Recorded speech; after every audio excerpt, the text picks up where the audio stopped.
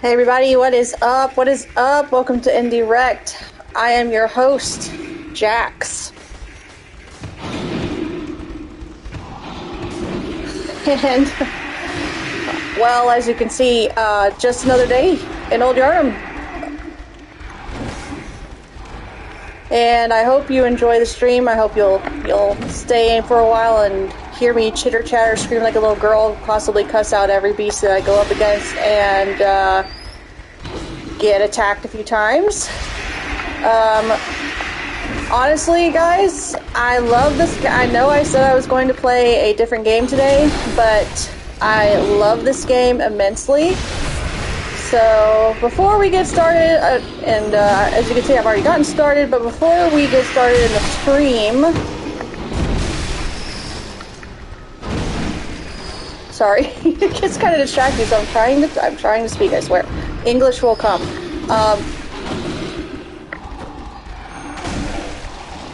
I hope you guys enjoyed this game. I would love to hear what your comments are in the chat, because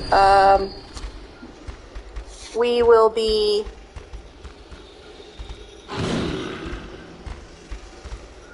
wait, okay. So I had to get the chat open. Okay, so chat is open. Feel free to talk. Let me make sure, actually, you know what? Let me make sure that I can hear myself before.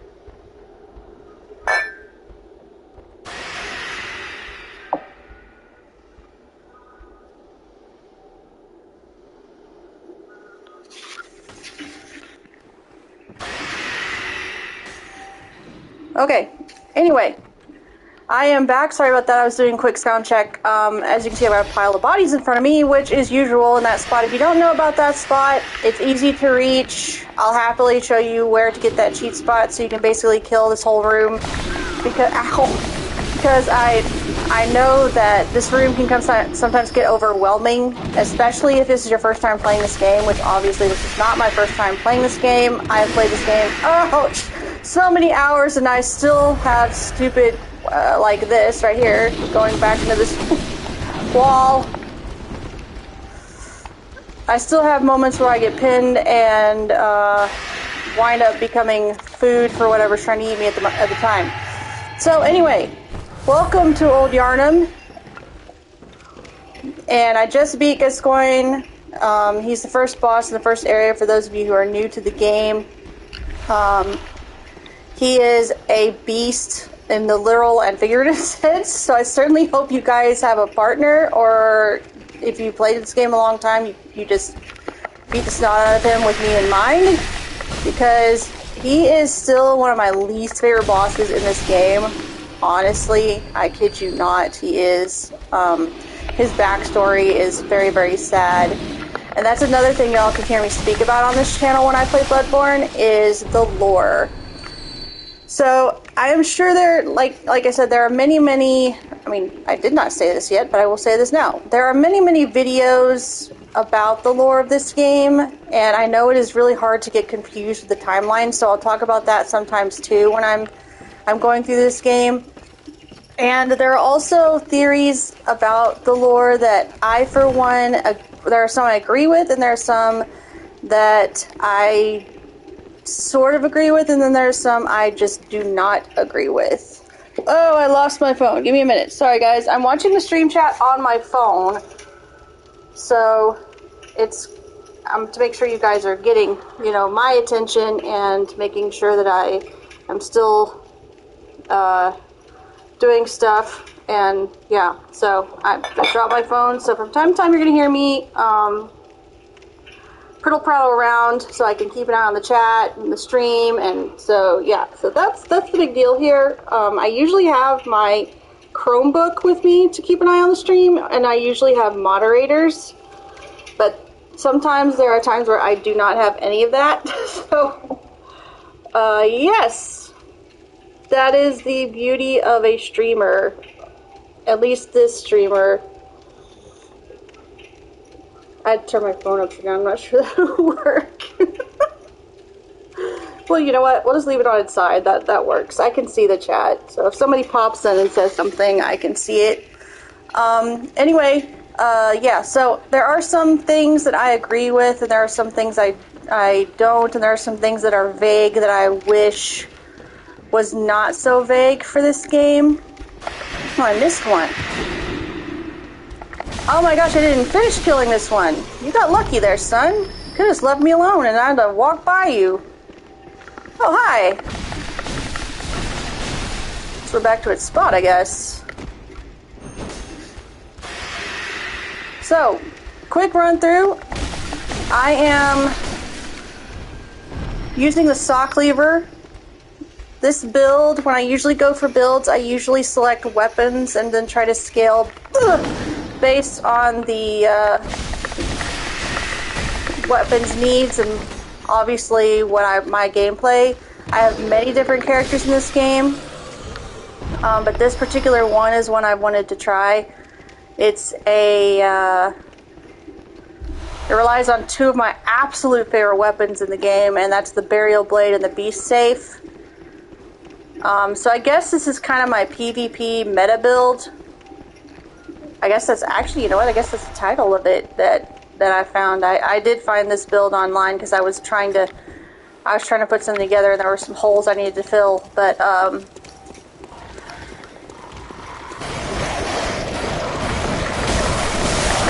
if you are a Soulsborne fan at all, you are familiar with dexterity and stats like this: dexterity, faith, skill, arcane, I mean, you know, different things like that. So if you are just now playing Bloodborne for the first time and you've come from Dark Souls, then think of arcane as your faith and what is that other one? There's faith, and then there's the other one for sorceries. I think it's intelligence. Okay. So think of arcane as a combination of the two. If you have a different opinion, please let me know. But that's how I've always thought about it when I played this game. Is I actually moved from this game to Dark Souls. It's very interesting. Dark Souls 3 was my first go with the Souls world, and yeah. My phone just did something. I'm not sure what it did, but it did something. Oh, hi! Welcome to the stream. Feel free to chat in the comments. I love to chat, so I hope you'll stick around. Anyway, so if you come, like I was saying, think of arcane as kind of your faith intelligence combination. It gives you really high spell, quote unquote, stat. So that's if you like. Usually with arcane, I don't do an arcane build. My arcane usually sits anywhere from 15 to 20 depending on what I'm trying to use or what I'm planning on using. So for this build, it's not an arcane build at all. It's this one is a skill vitality build in a way, I guess you could say. It's vitality skill build.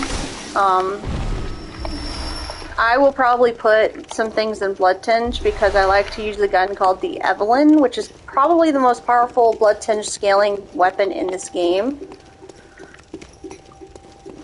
So I'm getting ahead of myself.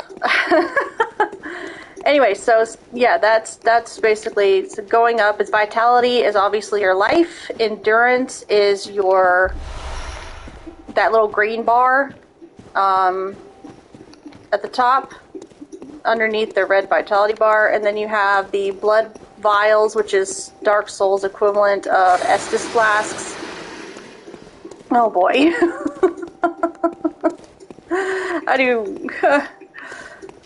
do not mind taking on 2 werewolves at a time, but it is not my preference. Especially when I can't see. Because as you can see, these things hit hard. Oh! He followed me anyway. Okay, well, we're going to break this little party up because I do not want to become sliced meat. Okay, so... Oh. Okay, we're going to break this party up. Oh, guys! Stop! Stop! Go away! Shoo! Go back! Go home! Ow! My butt! Bite me in the ass! What is with these things in this game like to bite me in the ass or shoot me in the back? It is like, can we please just face me? I mean, it's like this happens in Destiny too. What? The only way you guys can take me on is if you hit me in the ass? I mean, seriously. Oh, it's awesome. It's awesome. I tell you, it's awesome. My phone keeps doing something weird. I can't tell what it's doing. Keeps clipping on and off. I'm not sure what's going on here. Sorry, guys. Give me just a minute. Yeah. Oh, whoa. No, go back to my chat, please. No. Oh my gosh. Go home. Thank you. Okay.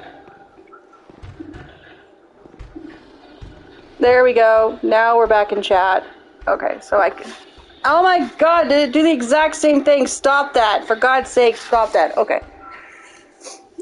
I think I fixed it. Sorry about that. Anyway. Oh my god, I'm not... Okay, this is a death. Yeah, about to say stop. I just turned around and freaking killed myself. That was the stupid... Wow. Yeah, see me, the Bloodborne veteran. Passing... Well, hi! How are you even online right now?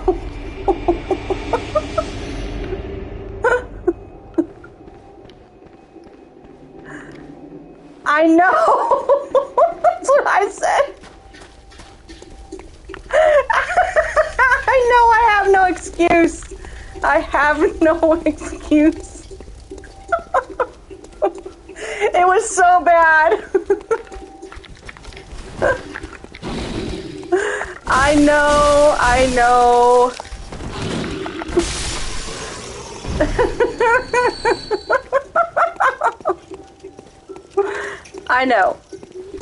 I am embarrassed. I am so embarrassed. I really am with that.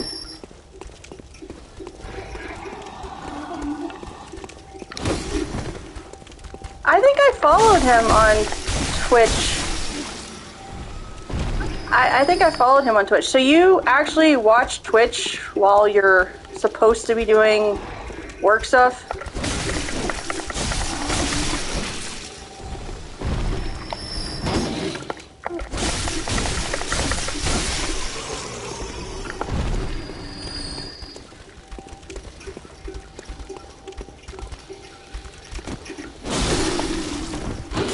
Yes, I know. I am embarrassed. I am like...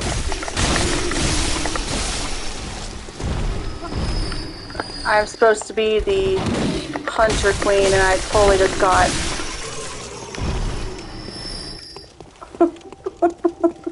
Yeah, that was wrong. Good news is though, I did get the Charred Hunter Guard. Okay. Phone and headphones. Yeah, I guess that works.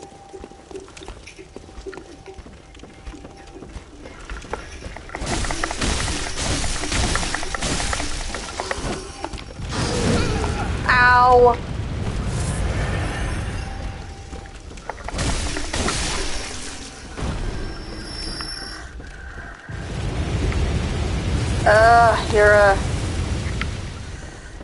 You're a pain. You're a monster. You're a... Oh my gosh. Blew up your own You doofus. You dumbass. Ow. That's... Karma. Karma. Karma. See, this is why I don't really insult the game while I'm playing, because it hears me. It hears me.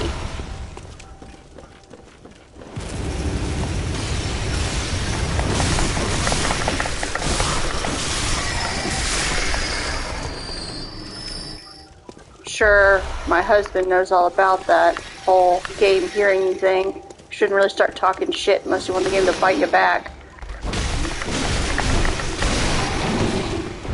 Like, don't start talking shit, the game will hear you. Especially with this game. We are convinced it is intelligent and a sentient being.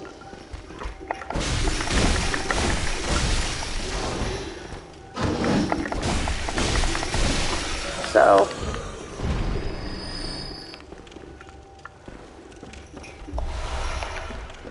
Anyway, it's really cool. I didn't know the chat popped in like that in the lower corner, so that makes things a lot easier to see and know you're a...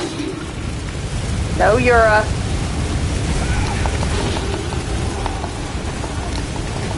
No, you're a...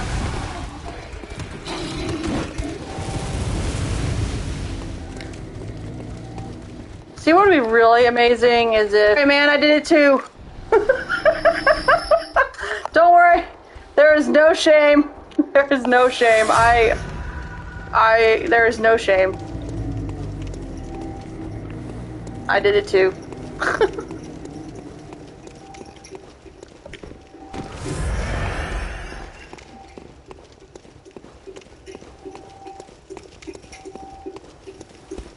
Okay, now I know these guys are gonna pop up out of nowhere. And do that. In the back. Always in the back with these guys. Okay, that one was in the face. Kudos to you.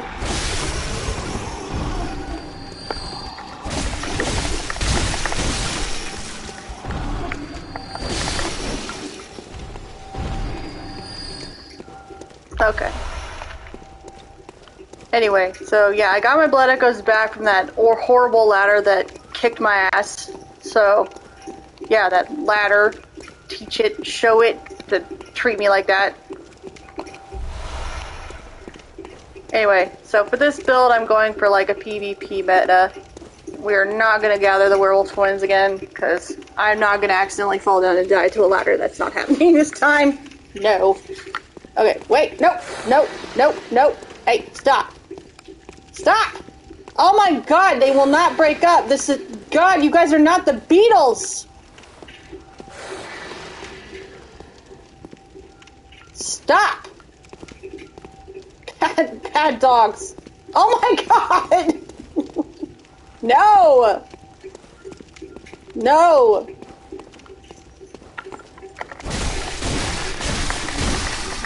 I will hack one of you at a time, I promise. And then I will use your pelts and inscription and give them to the trader guy. That game was creepy. How many of you guys have played an inscription? That game was creepy and then it turned into something. It's like, what is this even? No, mommy, please. No. Put me out of my bed. I did. Is that a cat or a corgi? I did kill them.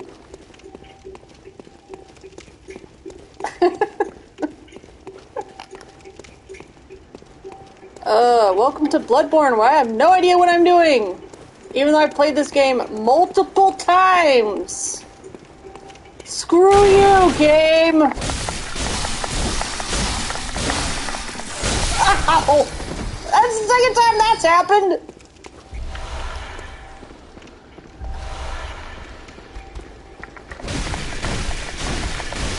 Oh my gosh, yeah. Anyway. So like I was saying before I was so rudely interrupted...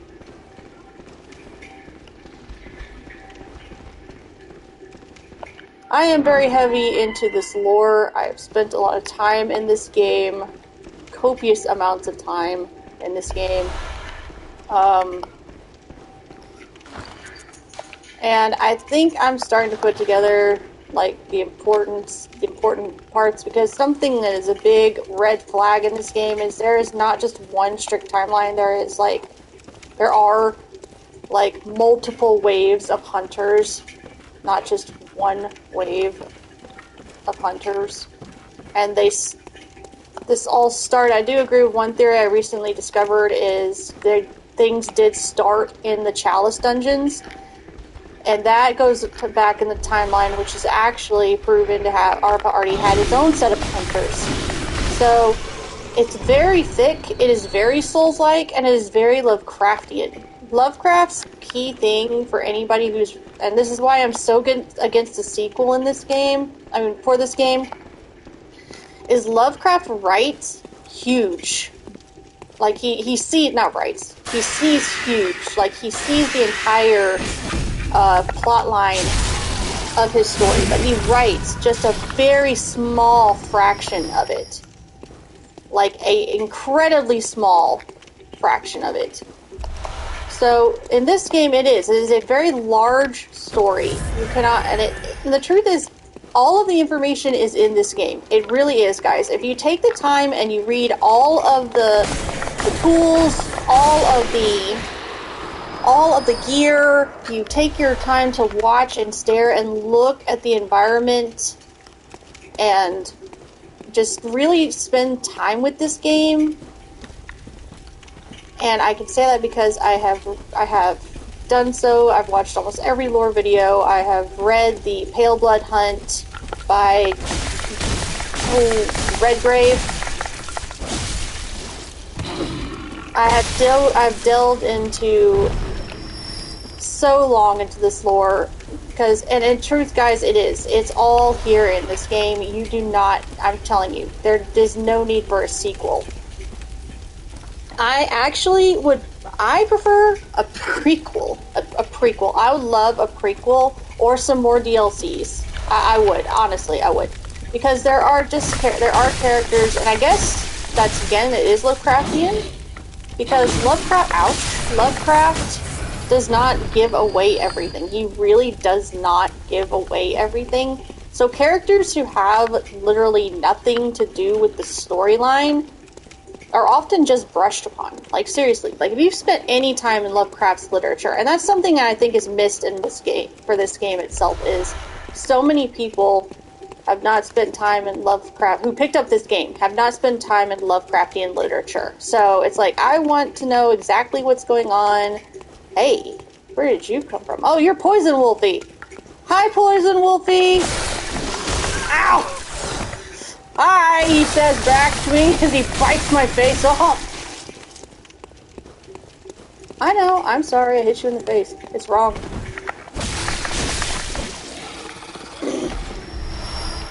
So, yeah. Now, before I go beat the Bloodstarved Beast, I am going to go and check my weapons and all that good stuff.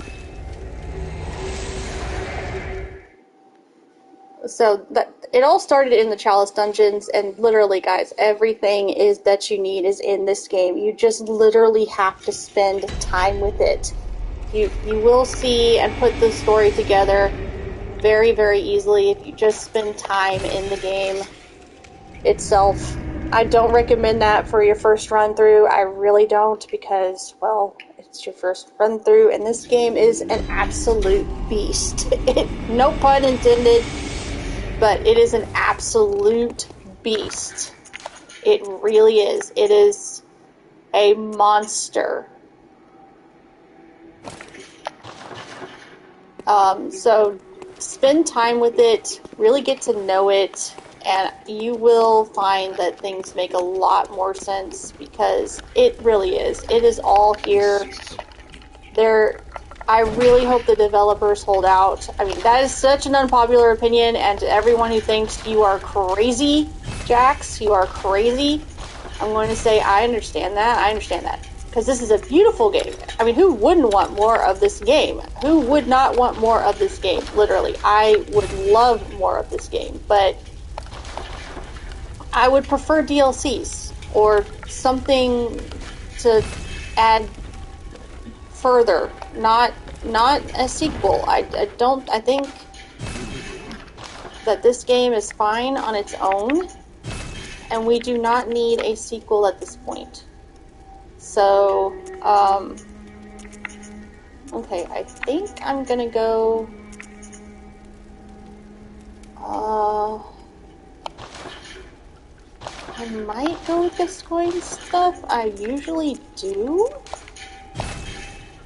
So, this is the first time I've actually ever spent extreme, like, I've decided to go with the Charred Hunter garb, but for the Bloodstar Beast, it might be better for me to go, yeah, with the Gust coins, or at least his chest piece, for the slow poisoning issue. Okay, so let me go mess with Yosefka's imposter. She is no longer the Yosefka we know and love.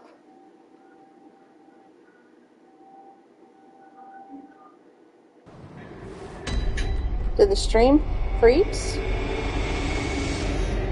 Did the video freeze?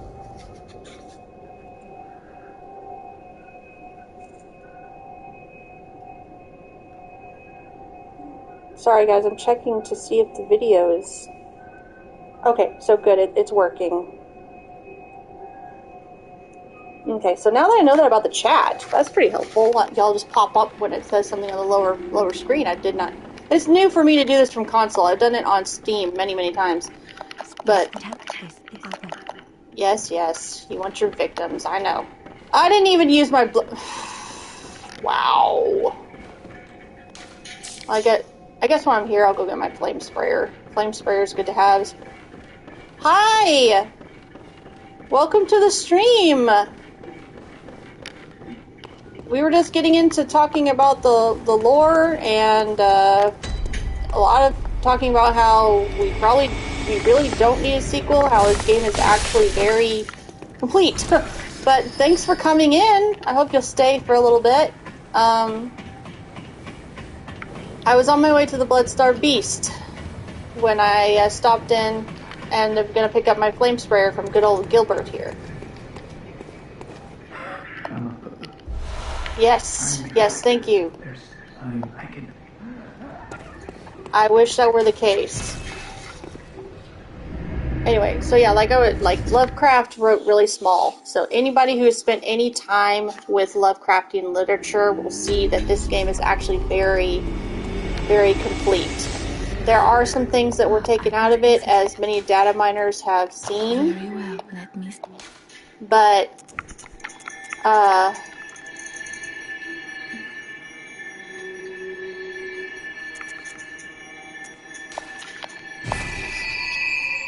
But in and of itself, this game is actually pretty done. One of the things I guess I would wish I would see again is possibly expanding the areas a little bit. But again, it's very Lovecraftian. It's seen big, written small. And I know that's frustrating, but that is literally how Lovecraft wrote. So I am on my way to the Bloodstar Beast. It is actually one of my absolute favorite beasts in this game. I did fortify. Okay, I did fortify. That's awesome. I don't have the rune thing yet because I've got to open Cathedral Ward and rolling. But yeah, I'm on my way to the Bloodstar Beast. So, say we get started. Okay, I did tell you guys I would show you that spot. Oh, hi, wolf. No, you cannot just roll this guy from the backside.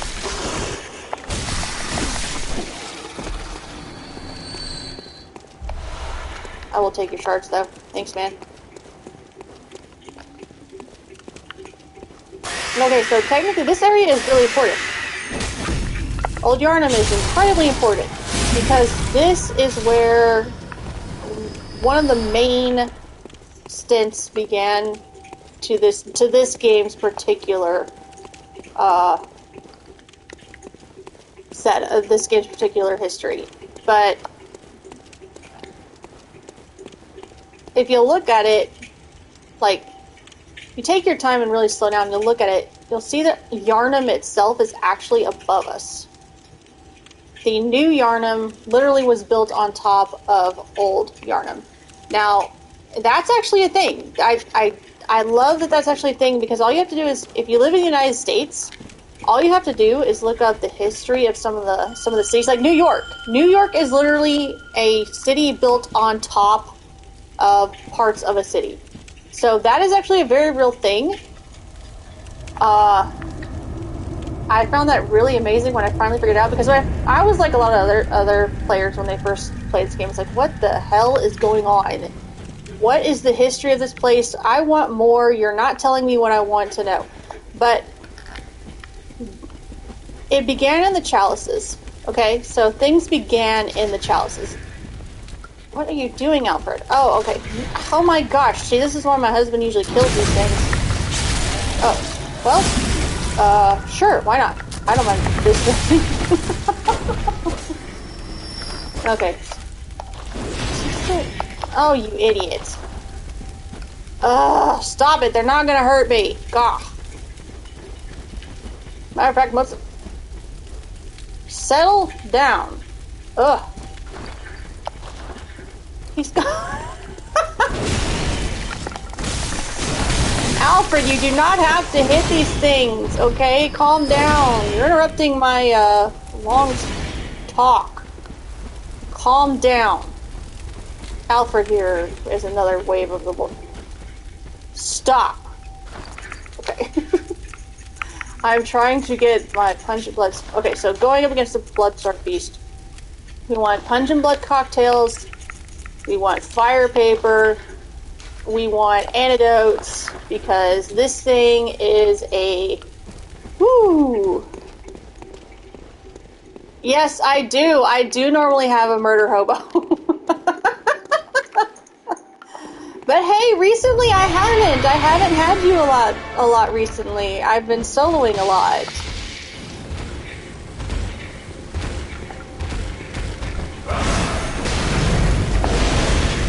Alfred! Oh.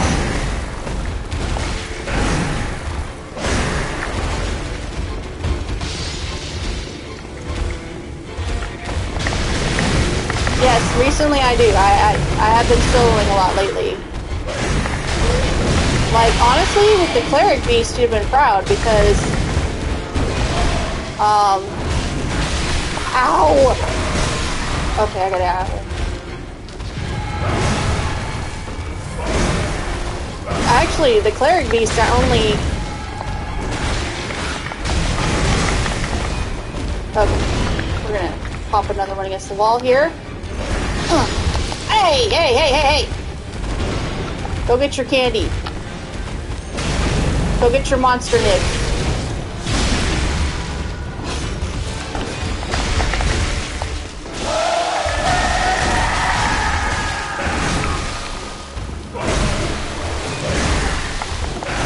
Get off him. Ow! Alfred! Help out here!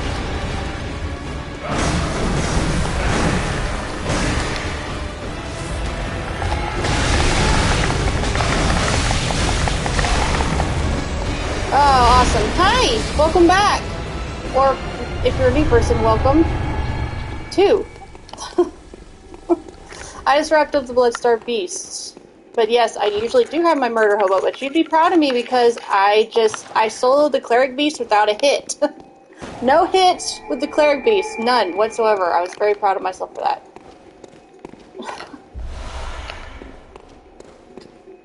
Reconnect? What do you mean, reconnect? Did it freeze?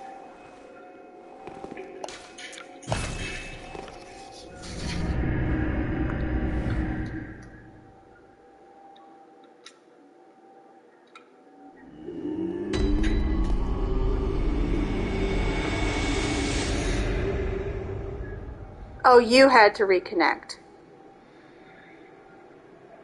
Okay. I was about to say, because I am keeping an eye on it. Oh, that makes sense. Yeah, that makes total sense. I was about to say, I'm keeping an eye on the video. Make sure things are coming through. Welcome. Very well met.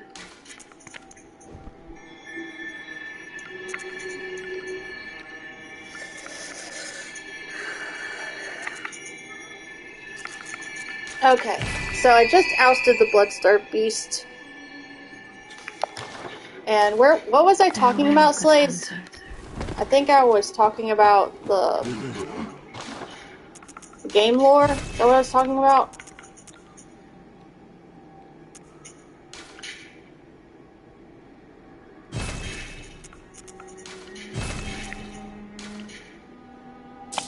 I'll keep that for now. Lore and chalices. Okay. So which one should I continue with? Do you want to go with the lore, like the chalices lore? Or do you want me to move on to a different...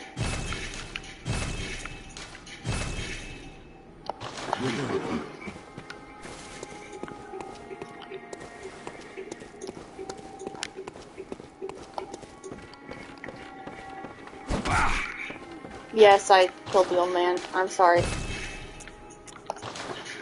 Okay, so you want to talk about... You want me to keep going with the chalices? Okay.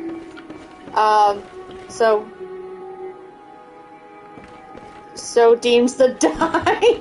You rolled it.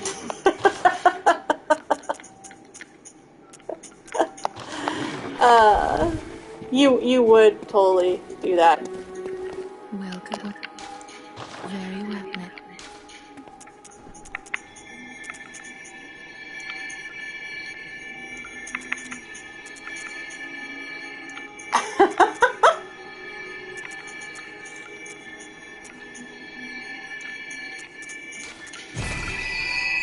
Okay, so the chalices, as orders Slaize's 20-sided die. The chalices are where all of this was discovered. It was in the very bowels of the Thumaru chalice. What they found Abritus, the first human turned Great One. Abritus gave her knowledge to Bergenworth. And in reality, I guess that's a lie. It actually all started with Kos. We have to go all the way back to the fishing village in Kos. Okay, so Kos was a Great One that was found in the pit by the fishing villagers. And she was mistaken for, I guess it was if you look at the fishing village, if you go to the hamlet and you sit there for a while, you're going to see that there are a lot of ships in the ocean. There's a lot of wreckage in the ocean. So myself and other theorists believe that the hamlet was actually a whaling village. They obviously, if you follow the history of whaling and nautical history, you know that whaling was a big industry that they harvested their oil for and from. So, where's this silly thing? There it is.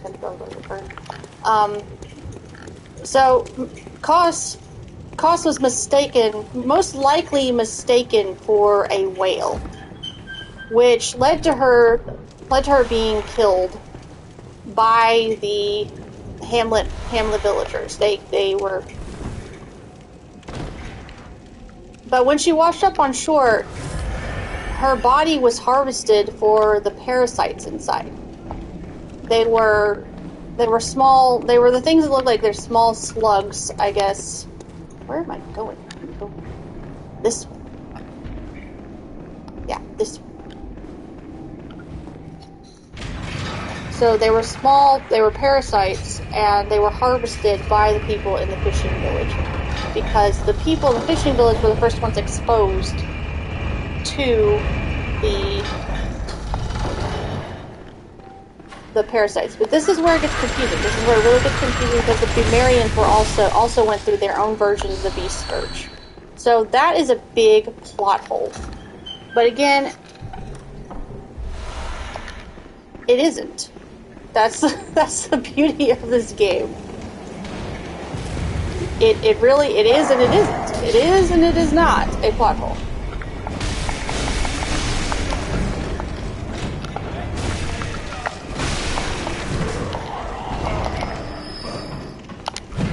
This guy is so aggressive.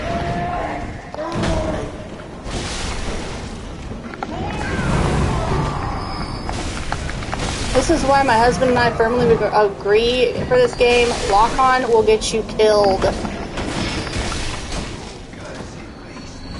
But the modern run started with costs. The Fumarians actually were the ones that found the great ones first. Is that you again, Slaize?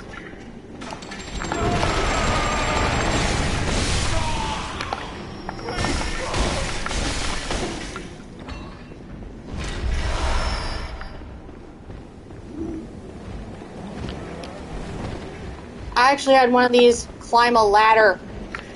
I had one of the big guys climb a ladder this time. I kid you not.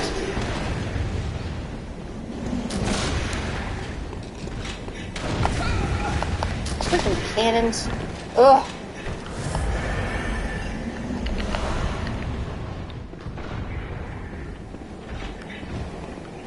Hi. Well, get in here, you big baby.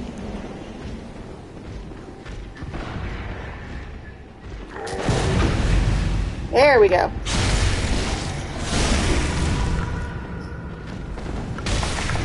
No!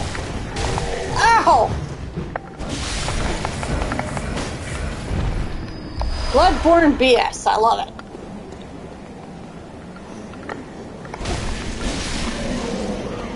Stop.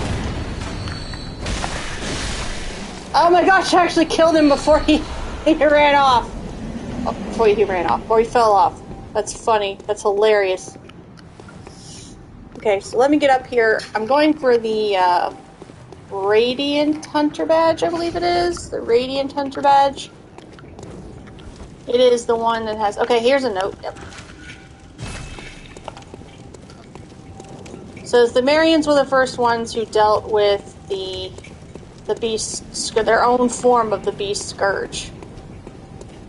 They were a race who experimented with the cosmos first, which is why we have a Brightest, the first human, Dumerian human turned Great One. Now, the modern timeline for this game actually began with costs. So we're just gonna... Hey. These guys are so rude. I love that these guys are wearing masks. Awesome. Okay, give me that Radiant Hunter Badge. Yeah, Radiant Sword Hunter Badge. That one opens up Ludwig's Holy Rifle, or Ludwig's Rifle, not Holy Rifle, Ludwig's Rifle, Holy Blade, which is a very, very, very awesome weapon. It's a strength... Slaize would know more than me. I think it's a strength skill weapon, so if you're going for like a straight skill build, that's a really good one to go with. But for the purpose of this particular game's plotline, everything started with costs. Ugh! Hopefully this doesn't kill me. Okay, good, it doesn't kill me. Oh, it didn't kill me.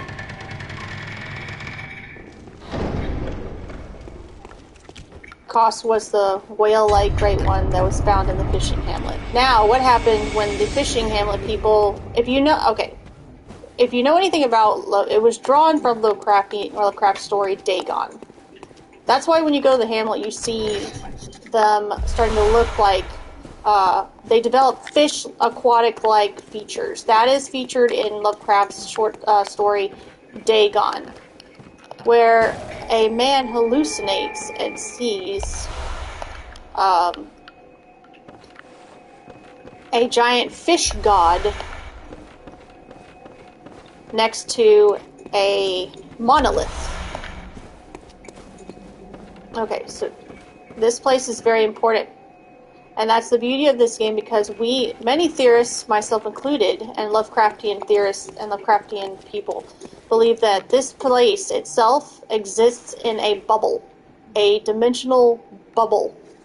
So that is why everything is so discombobulated, which again is very Lovecraftian, very, very popular in his literature. There are many different timelines that run into and over one another, and he does that on purpose. It is because in his story, time is a relative. It's relative. It's not a concrete look at the clock, it's this time, dinner time. So that's another thing that is often lost in this game, is you have to keep in mind, for Lovecraft, there were many timelines overlapping each other. So in reality, it could be that there are multiple timelines happening here. And it could just be flashes of time spanned almost centuries, because it literally took Abritus centuries to develop. It took her centuries to become what she was. She did not just pop and become a great one.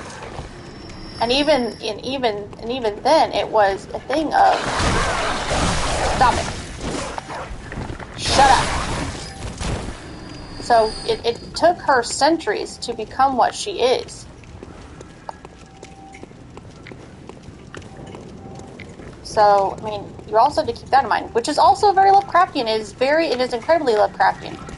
So, searching for a concrete timeline in this game is probably going to be more difficult than you think. But for this particular stream of story, Abritus was found, Koss was found, and Bergenworth went to work. The Healing Church went to work with Abritus. The Bergenworth went to church with went to town with Koss. Bergenworth was the start of it all. It was the first one to begin experimenting with Great One anything. It was the hub, it was the mother, it was whatever you want to call it. It was the one who really got everything started. And I'm not the only one who says this. You can read anyone's lore and find out that this was indeed what started it all. And even in the game itself, it tells you it started at Bergenworth. You go into the fishing hamlet, they're going to say Bergenworth, treacherous, bloodthirsty, crazy fiends. I mean, you're going to see it in the game. That's not something I made up or had to dive too deep with. But what gets confusing for a lot of people is the pale blood. What is the pale blood? Now, that you can find in the comic. If you read the comic at all, the first pale blood child was found by the first hunter, which is not this hunter. I want it very clear. The hunter in the comic is not this hunter that you're playing. Okay? He's not. So that's something that's confused. This is not the same timeline. It is, but it isn't. Where you are, Yharnam has been decimated for, I believe, centuries. How do I know this? Because Eileen specifically says she has been doing this long ago. Since long ago. Now, what is long ago? What could long ago possibly mean? First of all, there's been countless hunters before me. Countless hunters before the hunter you are now. Countless. That doesn't happen in a span of like 50 years. I guess it could, but it doesn't span. Eileen is centuries old.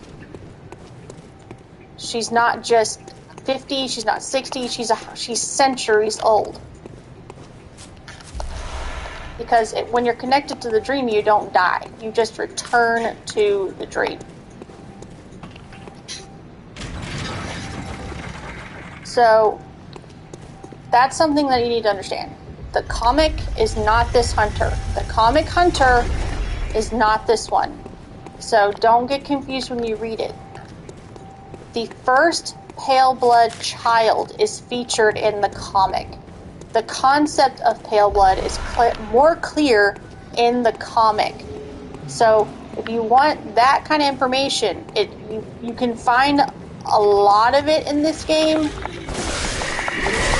but you will not find all of it in this game.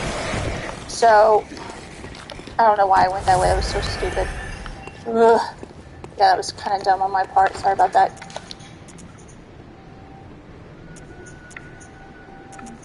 So I want everyone to understand that particular thing. If you want the pale blood lore, which in reality, here's the truth of it. A pale blood is only someone who has kind of transcended, I guess you could say, if you really want to put it. A pale blood is someone whose blood has been tainted by a great one. That is all they are. So seek pale blood to transcend the hunt simply means you are seeking a way to become a great one. That is literally all that means. Pale blood is nothing but the blood of a great one. Wait, did I speak to... I have to make sure. So that is something, it's also Lovecraftian. If you read Lovecraft literature, you would get that particular tidbit of information. I'm going to send you to Odin Chapel because I need the 1/3 chord.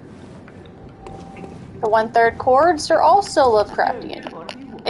They appear in many different Lovecraftian games. They are a common theme.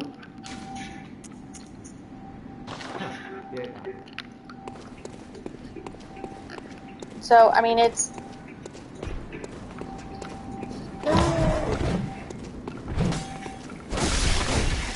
You simply just have to be somewhat familiar with Lovecraftian concepts, and you'll understand a lot of what's going on in this game. Oh boy, this is gonna be bad. Okay. Gotta get rid of that one villager. Because those guys with the rakes, I'm here to tell you, they hit hard and they hit fast.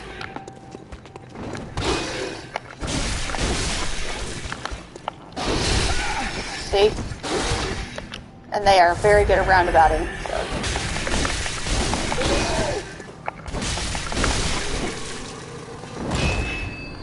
I don't really think it's a rake. I think it's more of like a plow, a plow. I think it's a rake. But they hit... Did you really come down here to get me?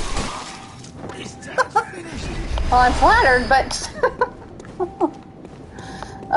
yeah.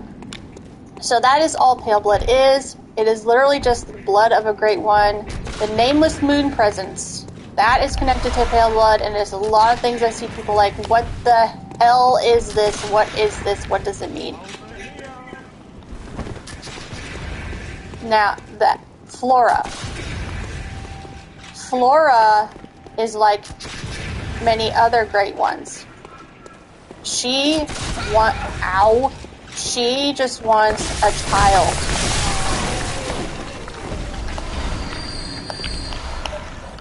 She wants a child, and that is all she wants.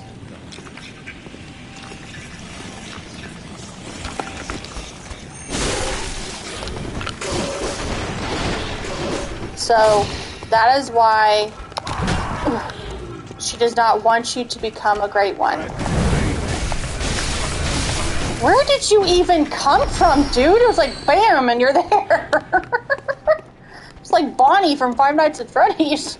Zap, I'm over here. Zap, I'm over there.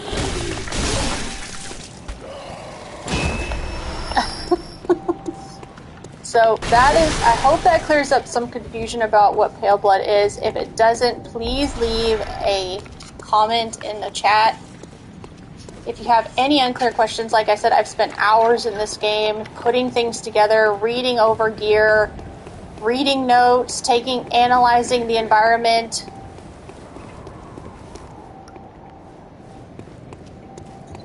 And also spending a lot of time with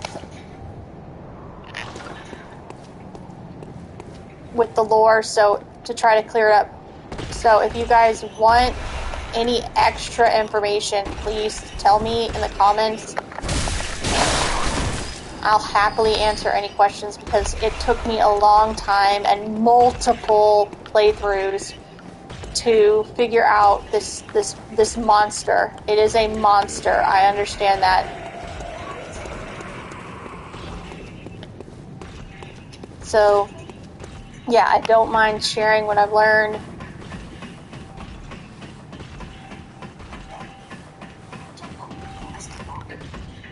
But that is something. It's like, what is pale blood? Like, I read something online yesterday. It was like, it was a game rant.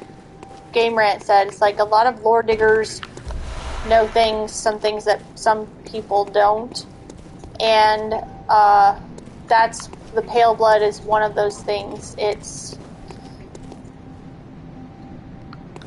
something that many think there is unclear, when in reality it's not.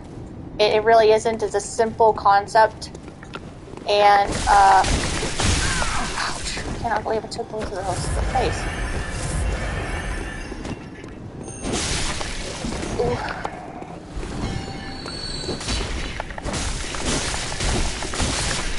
So, seek pale blood to transcend the hunt is basically saying, become a great one to go past this, to end this, to stop this, become a great one. Which is the good ending and the preferred ending of this game, is if you become a great one. So, I am... Atlanta. Stop that. So that is literally all that means. I hope that clears things up, because it's more simple than you think. And a lot of this is just, I guess also because I have spent time studying Lovecraft's work, that I see a lot of it. It's like a lot of aha moments. So, and Gothic horror. It's not just Lovecraft too. If you know a lot about Gothic horror, you're going to see a lot of themes in this game that you're just like, okay, that's what's going on here. It took me a while to do that too, but it's not just Lovecraft. He spent a lot of time in the eldritch cosmic horror. Okay, so the Bergenware spider hides all manner of rituals and keeps our lost master from us. A terrible shame. It makes my head shudder uncontrollably. Okay, so that note was referring to Rom, the vacuous spider. You'll also hear Mikolash, the host of the nightmare, refer to her. So Rom was a kin. She's not a great one. That's something else that's confused. It's often confused. A kin is simply someone who became something more than human, but not quite a great one. That is all a kin is. Okay? So Rom, the way she did it, the way she pursued it, was through Willem's preference of studying the Great Ones. And that is through... nothing to him. And that is through... yeah, he's a beast. Henrik's a beast. Another hunter that is centuries old is Henrik. Henrik is not in his 60s, not even in his hundreds. He's centuries old.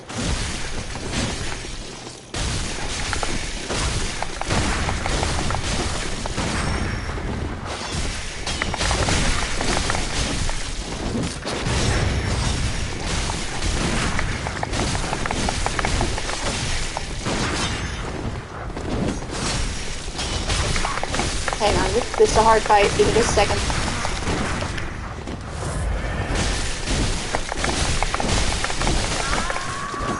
Okay, awesome. Now that we got that cleared. Henrik is another hunter, another indication that this did not just happen yesterday. It happened centuries ago. This place is centuries old. So, okay, I'm going to take a quick moment to hunt back into the hunter stream and go ahead and check the chat, make sure everybody's good. Okay, so cool, okay. So, yeah, Henrik is another hunter that gives you a lot of indication. Hello! I'm not sure if that's you again, Slaize. If it is, welcome back. But, welcome. I'm talking about the lore, delving into it a little bit, making sure that, clarifying some things that I've heard and been told that are just like, I cannot figure this out for the life of me. So, I've put a lot of time in this game, and I'm talking about the lore. And we just read the note on our way to Udin Chapel. Welcome. Here you go. Tell me. I'll get into her lore a little later, but Welcome. What is? Very well then. Okay. So I gotta start popping this skill up. There we go.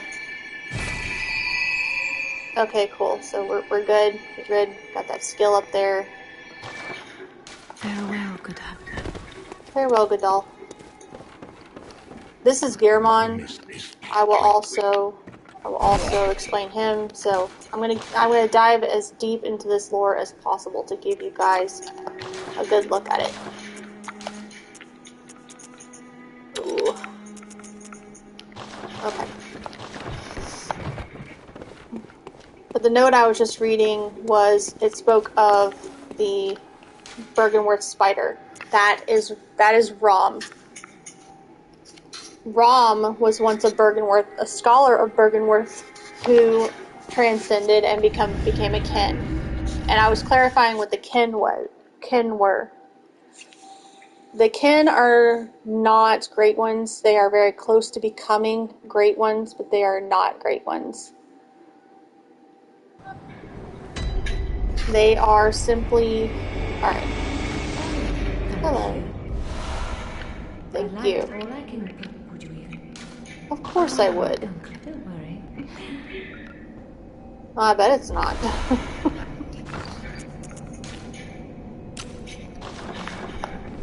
So. I just took care of Henrik as well. This is probably... Hey. Calm your jets, not you.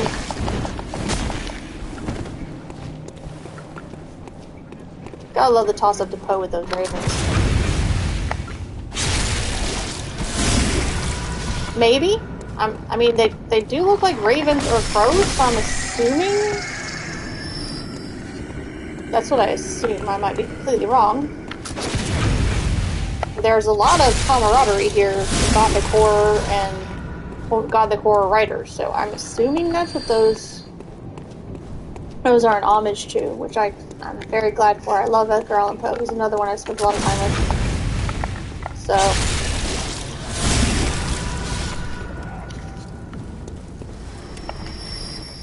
So that, yeah. Anyway. I got the numbing mist last time. Okay, we're gonna go this way.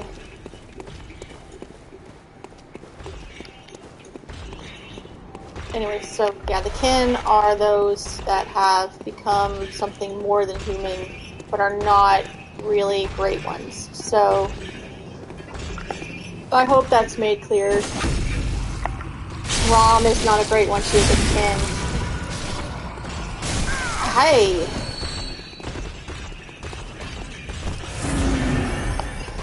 Woo! Gotta keep myself from getting shot, that's what I gotta do, so.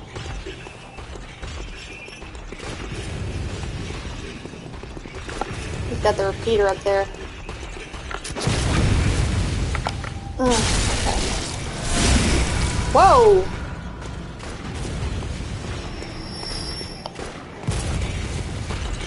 Excuse me.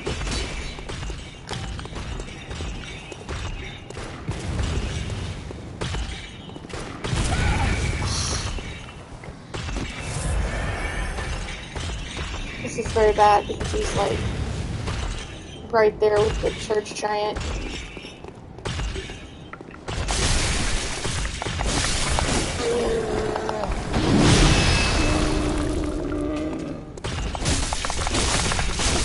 When I first started playing this game, guys, I was terrified of these things. I always had to have my husband beat them for me.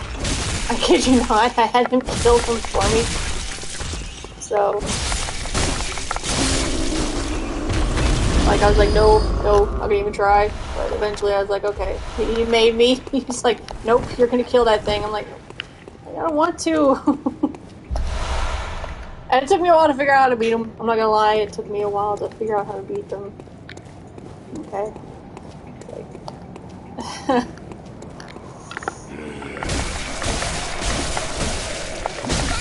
Oh.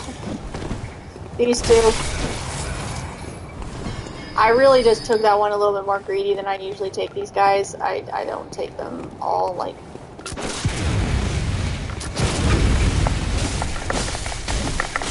Okay, there we go. Those guys are like, they carry these big dadgum sticks, like, they cause frenzy. I'm not sure why. I have not figured out why those cause frenzy. I'm assuming it's because of the shape they are. Because, right now, if you look at this, you see the sky is somewhat normal. Like, you see it's somewhat normal. So, that there's a reason for that, and that is because Rom is actually hiding everything. She's masking a large amount of secrets in this place. So what you're seeing is not, it's really kind of creepy because what you're seeing is actually not the state of things right now. It is actually much worse than it looks. And it already looks like hell, so it's like, how bad can we get, right? How bad can we get? So I'm trying to think of another thing that I'm trying to think of another thing I've been told is super unclear.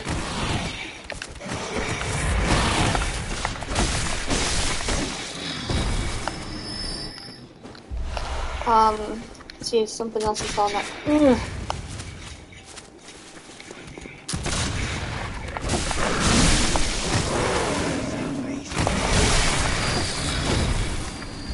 I don't know what it is with these freaking dogs. It's always a you hit me, I hit you situation.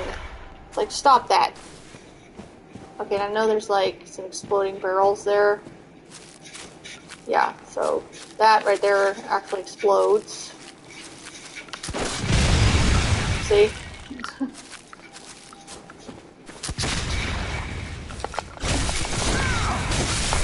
Uh-oh. Not a good place to get stuck.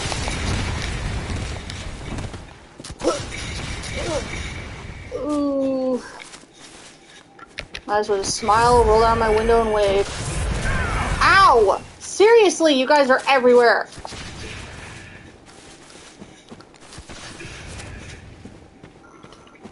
Okay. I have to remember... Oh, he came down from the... Okay. I've always been envious of how these things are able to freaking load their guns and fire. Okay, there's two of them right there. That's gonna be interesting.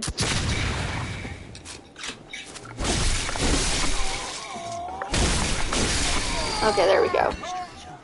Keep that issue getting any worse. Because trust me, I've died to those guys so many times. It's scary. Okay, there we go. So, this place. This is the connector between the cathedral, and what's known as Hemwick Charnel. Now, this goes back, this is a theory of mine. I'm not sure if anyone has come up with this yet or said anything about this, so if you have or know somebody who has mentioned something like this, please let me know in the comments. I'd love to see their your video. But again, it goes back to Lovecraft's use of dimensional pockets. I have a theory that what we're seeing is not actually where everything was laid out. I think the world has actually been made much smaller. So I think that we are actually looking at a possibility of a place that is just connected by history's dimensional pocket. That is really a dimensional pocket's history. I think that is honestly what we're looking at. I do not think that we are looking at the actual layout of things because it's too small. And Lovecraft writes small, but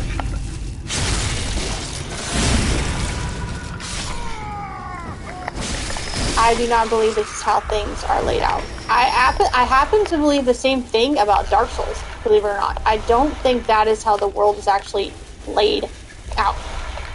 Because it's just as wide and as huge and as beautiful as Dark Souls world is, I think it's actually, again, in a some sort of pocket, some sort of dimensional archive, if you will, of interactive history. That is what I think it is. Now, that is a huge thing to think and a huge thing to just maybe overthink, but it just makes sense to me because I don't...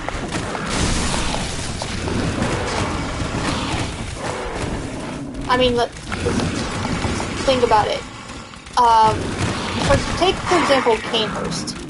Canehurst is thought to be, is shown to be across a lake in the middle of nowhere. Like, at the edge, it's a cliffside mansion, if you will. So, a cliffside mansion that is supposedly like Transylvanian almost. It just seems very, I mean, again, this is just a theory, so it just seems odd to me that a Transylvanian-like environment would be placed so close to the hub of everything. It just seems very convenient to me, and I think that... Hang on, guys, let me take a break right here. It's going to be a short minute break. I will be right back, so give me just a sec.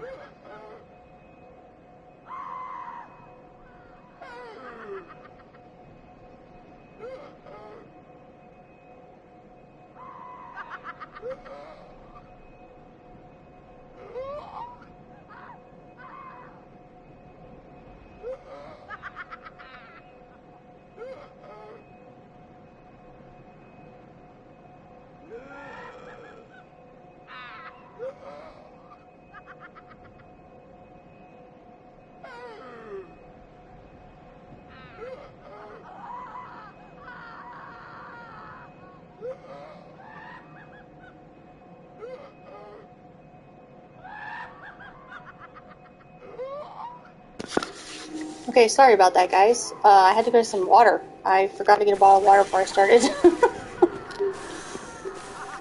So, where was I? So it just seems very strange to me that she was not gonna leave me alone. Woo! Calm down, Grandma. My husband and I have a joke that Homework Charnel is where all the husbands in Yharnam sent their crazy wives.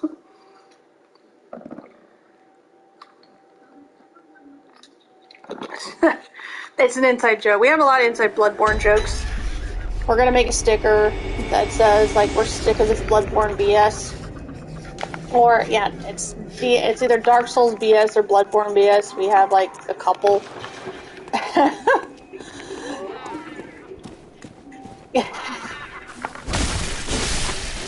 Thank you, ma'am. I'm gonna need you to calm down.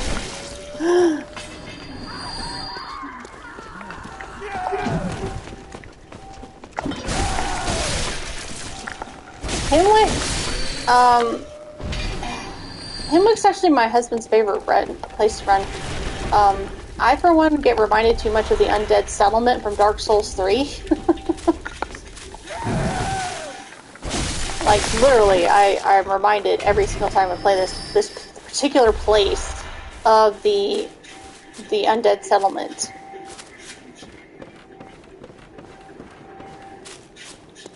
But it just, going back to what I was saying, sorry, I jump around a lot, guys. I chase thought rabbits like crazy. I'm a writer, so I'm an author, so it kind of happens to my brain. Doesn't really follow set patterns. But it's okay. Just call me Jumping Jax. Just call me Jumping Jax. We'll just go with that.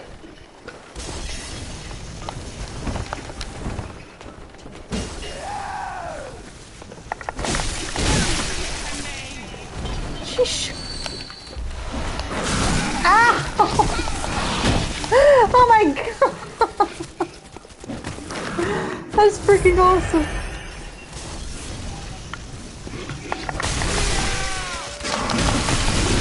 Get off me, dog!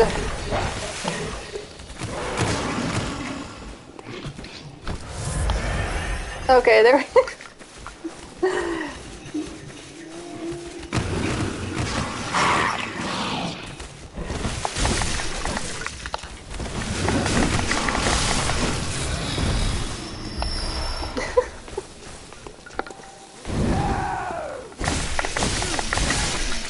Okay, that's a bit of a conundrum. Wow. Alright, that's okay. That's okay, we're good, we're fine. We're cool. Got it through, Alright, we got it cleared.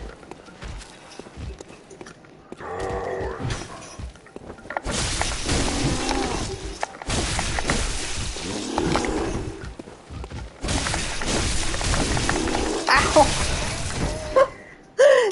I just got bitch slapped. Stop hitting me! No. I've had enough of you all. I really can't stand these ladies. Not my favorites.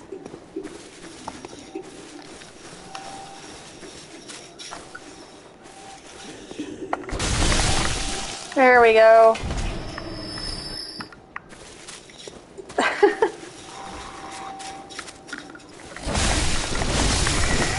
Anyway, like, Bloodborne BS was like, it came out of a joke that I think I made about, snakes on a plane. It's like, I am sick of these MFing snakes on this MFing plane. So I'm like, I am sick of this Bloodborne BS. And it just kind of stuck. Kind of like the whole explosive barrel thing. If you watched me play Forgive Me Father, then you probably know. I forgot to save the video, I'm sorry. But if you watch me play Forgive Me Father, you know that I found explosive barrels and they blew me up. I've done it in Destiny, this Bloodborne, I've done it in anything that explodes. I will find a way to blow myself up with it.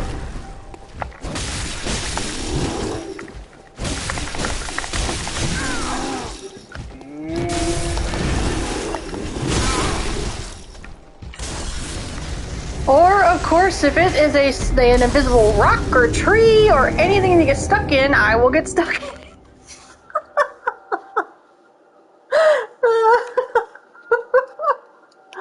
And of course we had the lady come out with that going.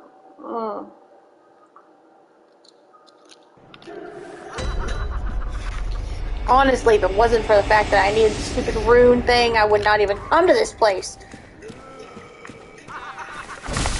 But it is a lot harder when you go against Vicar after you beat Vicar Amelia, so thankfully I got the elevator. I don't have to deal with any of this BS if I don't want to. You guys let me just die. Crazy lady with blowing up bottles and crazy. Y'all are all insane.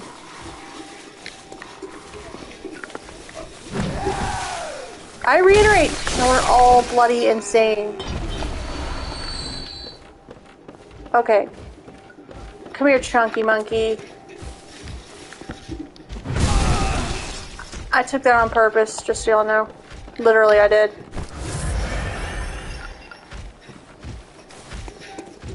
I wanted to pull him away from the...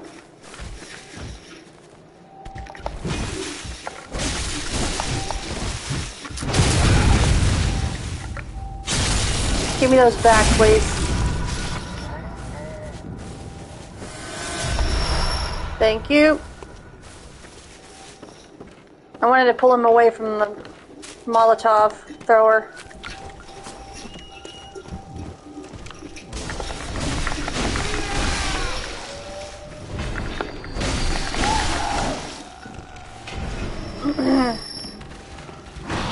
Scooby-Doo. Scooby-Doo. Sit. Stay. I did not totally borrow that from Resident Evil Extinction. Not Extinction. Apocalypse. Totally not. Nothing. No. Oh, get back here. Yes, I know. Yes, come back here. I call these things skitterlings. I think they're called bone piles or something like that. I think the technical name for them in the bestiary is bone piles. I believe. So, yeah, it just seemed like weird to me that Canehurst would be so attached to this whole, like, everything is right here, I guess. It just seems a little bit too convenient to, I don't know, I guess just, so that's a theory I have, that the dimensional bubble just keeps everything right here as a kind of a historical archive, if you will.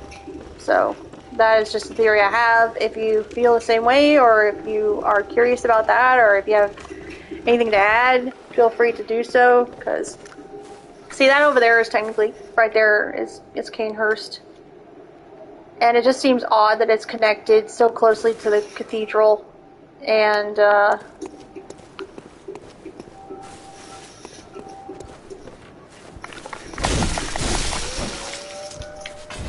so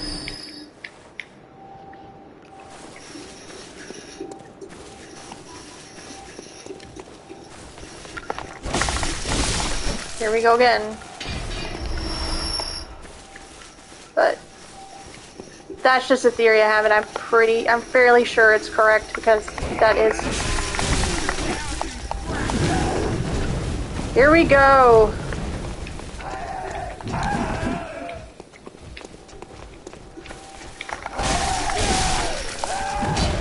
These ladies are even worse than your Hargle, I'm here to tell you.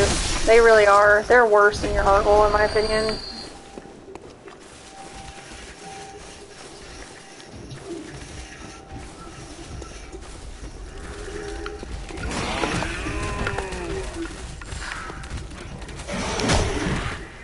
I love how he goes around the fire. That's just awesome.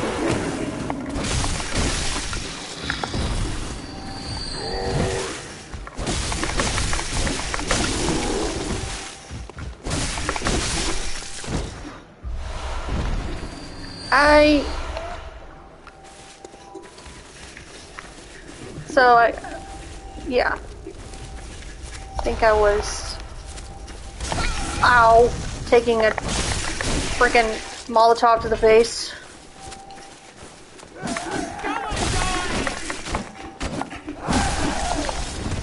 Stop throwing crap at me.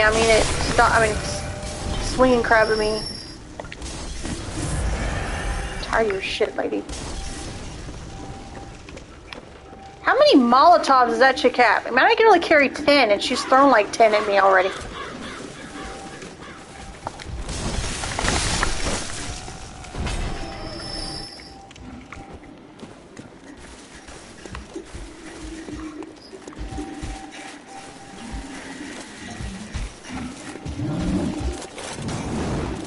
No. Behave yourself, sir. Oh, sirs.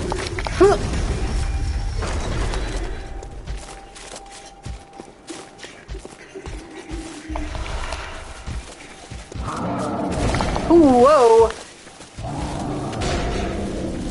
Sheesh, you guys. Come on now.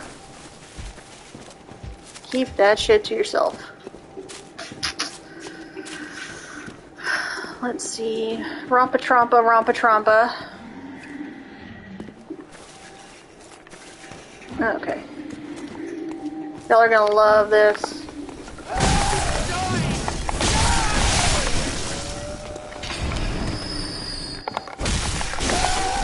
I actually have to hurry because the big guy with the axe runs up here.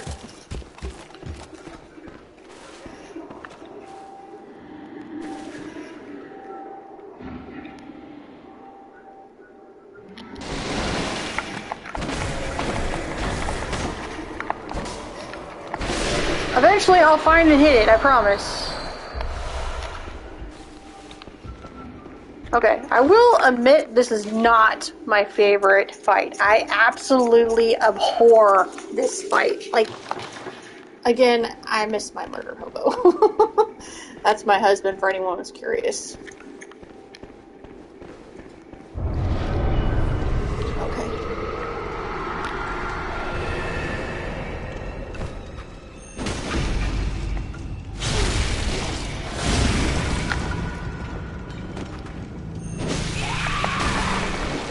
Okay. So, yeah. Where are you, girl? Where are you at? Looks like I hear her, maybe?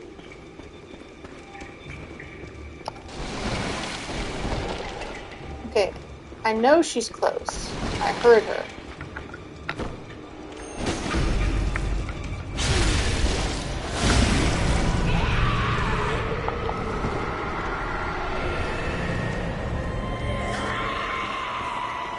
I actually like the visceral system in Bloodborne a lot more than I do in Dark Souls 3.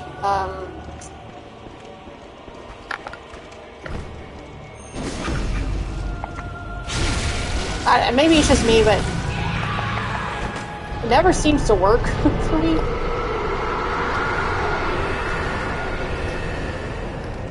Okay, now. Oh, you bitch! Oh, your sister! That explains a lot! Quit cutting out my frickin' eyeballs! Just so you know, you cut out my whole damn face, not just my eyeballs, just saying.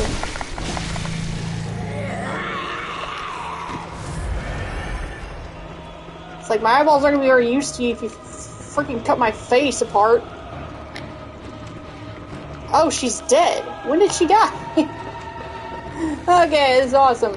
Alright, I didn't even know she died. That's awesome. Okay, now where's Grandma 2? Yoo-hoo!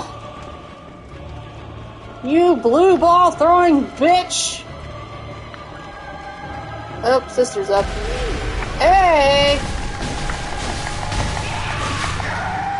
Huh! Back off!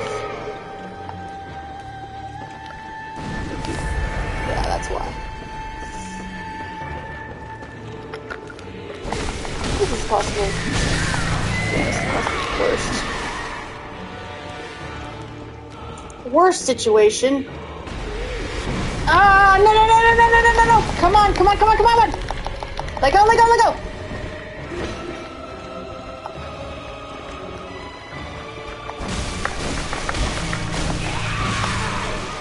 Time to get out of here.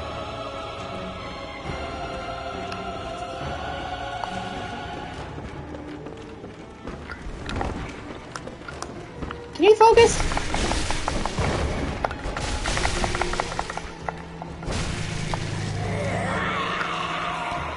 Okay, sister's back up and running. Okay, what?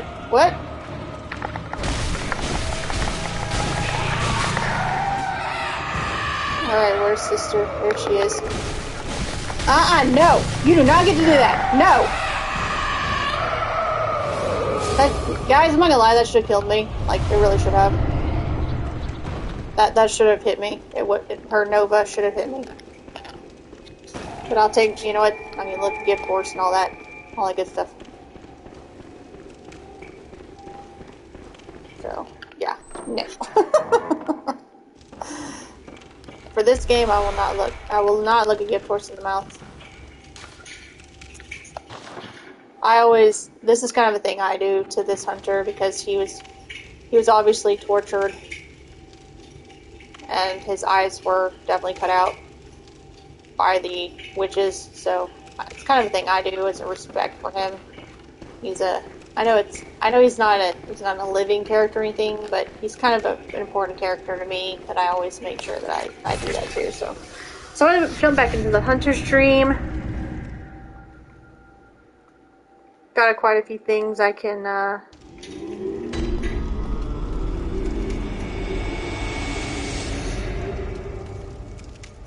got a few things I can do before I hello again, or hello, welcome to the stream. Very well, let me see.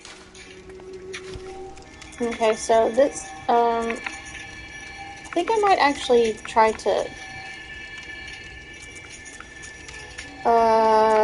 get my strength up to its 25, at least 25. I usually like to do more than come on. Like a couple hundred before I can do another one. Hi, Dolphins. May you find your worth in... Thank you. You're sweet. I don't know. I might not keep the flame sprayer. I'm not entirely sure, but I am going to pick this up. Let's see. Nope. Yeah, I'm going to get rid of the flame sprayer for now. I can always pick it up later if I want it, but the whole point is getting hold of this right here, so. I mean, granted, I usually use the Evelyn for...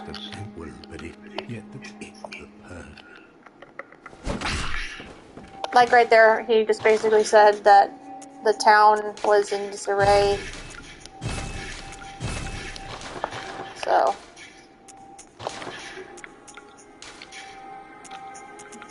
Let's see.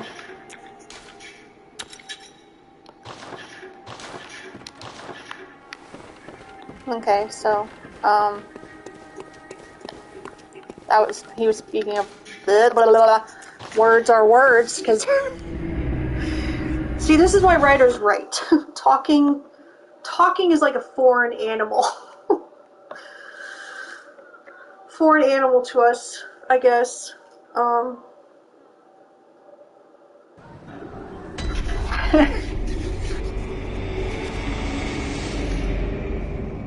Hi, Ariana. Let's see, I think I'm up to Vicar Amelia to base. And I'm going to actually go open the Hypogean Jowl and get all those doors open, because when I go, I usually don't fight Pearl until Yharnam, which is probably a bad idea because he's usually tougher when you go to Yharnam. But if you have like a heavy hitting weapon, like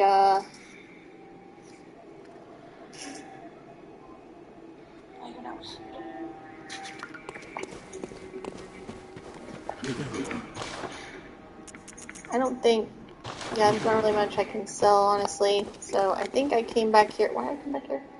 Oh yeah, to get Henrik's stuff.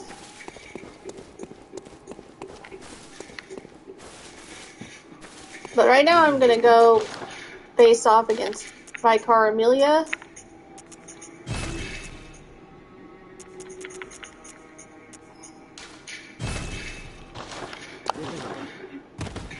Yeah, my beast had just shot off shards. Actually, you know what? I think I'm gonna go ahead and sell the Black Church stuff because I don't really use any of it. I'm one of those people that does not keep a huge inventory. If I have something I know I'm not gonna use, I typically throw it away. Sell it to get stuff I know I'm going to use. So I don't keep a large inventory, partially because it confuses me,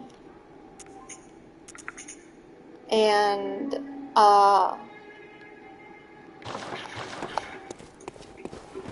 I just don't like to keep a very large inventory. Let's see. I don't really use any of this stuff. I guess I can put on the air rune to kind of get that extra boost of... Yeah, and I'll go ahead and put the Formless Odin on as well, so I can carry more silver bullets. But I'm going to go to Yharnam, which means you guys are going to see me get punched in the face purposefully by something called a snatcher.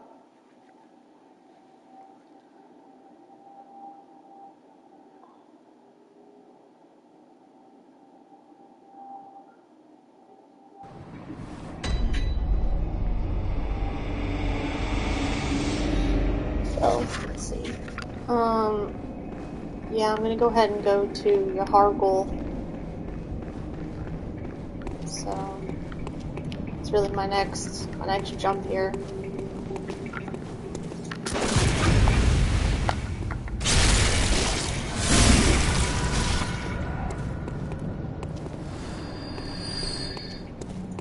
And honestly, I'm not sure what I'm gonna do with this build. I'm probably gonna focus around the Burial Blade and the Beast Safe.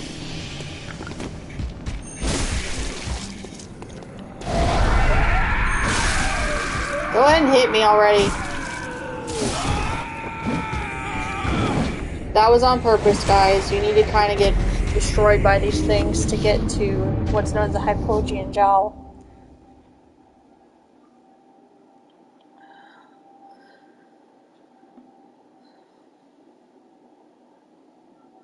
So the Hypogean Jowl, all that simply means is underground jail, or below or under jail, basically, is what it means.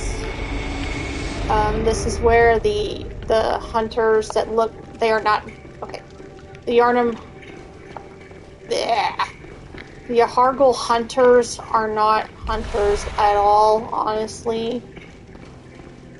They are kidnappers. They are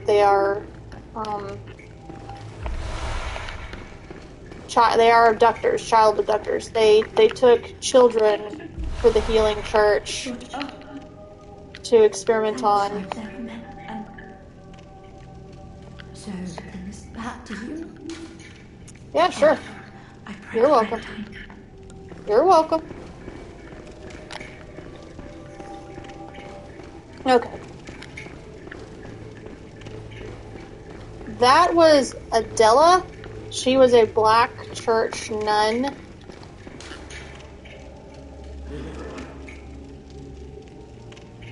Yeah, that's Yharnam. That's talking about the hidden village of Yharnam. That is a school of Mensis. This, yeah, a bunch of different things going on in this place. It really is hard to pay attention, and it took me forever to put it together, guys. So it really did.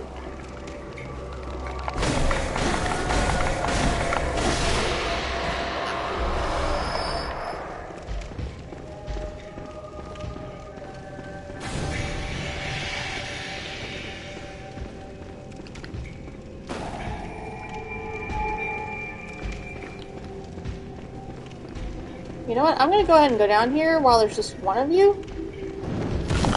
I actually knew he was going to do that. They always do that to me.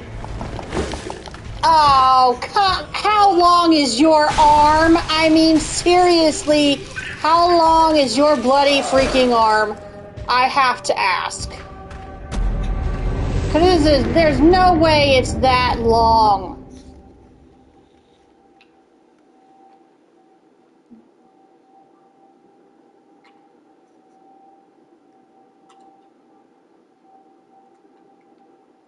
Oh, I love that. I love that. I love that about this game.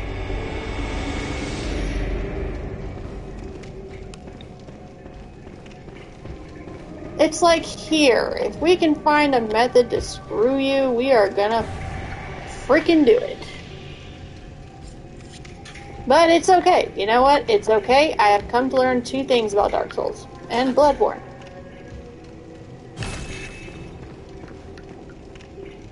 You will lose Blood Echoes and Souls. It is not if, it is when, and you will lose them. You've got to be kidding!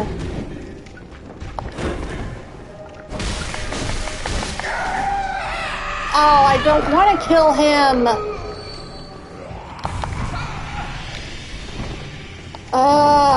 Well, there goes those. If you know anything about Yharnam, you do not want to kill the Snatchers and the Hypogean because the Snatchers give blood chunks. Bloodstone chunks.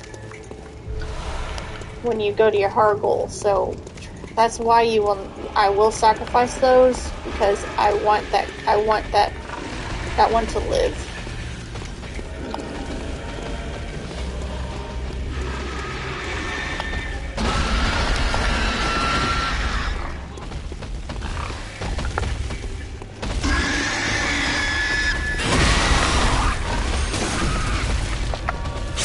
I will give up those echoes. It hurts because I would love to have them back. Why don't you keep your fat ass out of my face? That'd be great. Thank you.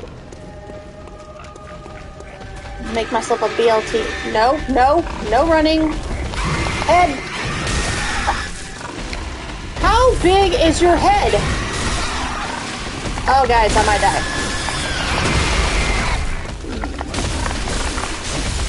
He's got me pinned.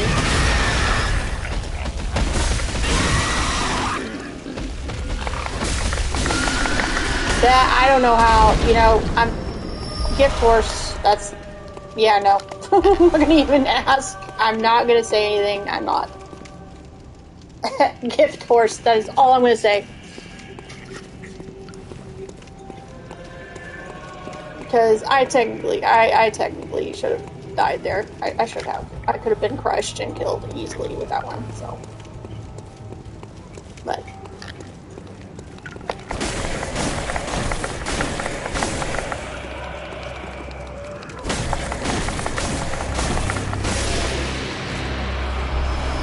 Thank you. I will take twin blood shards. They are a lot harder to find. They really are. If you want to ever farm twin blood shards, they are like, oh, so not fun to find. Okay. So this is an optional area. You don't have to come through there if you don't want to, because the Tonitrus is here. The Tonitrus is a weapon that uses electricity. You're allowed to use it. It does bolt. It's a bolt weapon, a bolt strength arcane weapon. But you are able to get it later in your Yharnam, so you do not need to get it here now. So you'll see me skipping over it. Yharnam is one of those places. I don't think the Jowl. Yeah, the Jowl does not show any of the dark secrets that Yharnam does, but even looking at this small area here, you can see like this is obviously a prison transport carriage, so it kind of strengthens my theory of dimensional pocketing. Because this whole area is a sealed off, like it's separate, hidden, And there's no other reason for that than this is just a pocket. It is. I have nothing better I can say because it's just a pocket area. So this is a place of great darkness and a lot of story. This is probably where the most intense part of the story happens because the Hypogean Jowl belongs to the school of Mensis.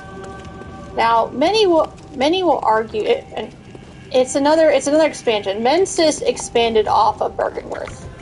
Mensis is different than Byrgenwerth.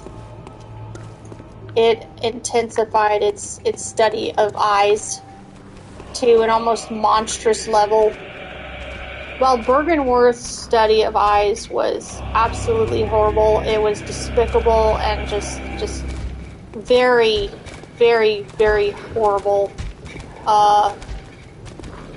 Mensis takes it to a whole new level by experimenting with children in a way. It took children. It was just, it's a horrible. Okay, hang on. Okay, first one, come at me.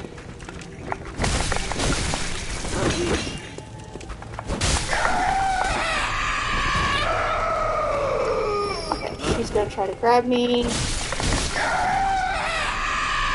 But Mensis took Byrgenwerth's study to the nth degree. It really did. It took it to a very, very dark and horrible place.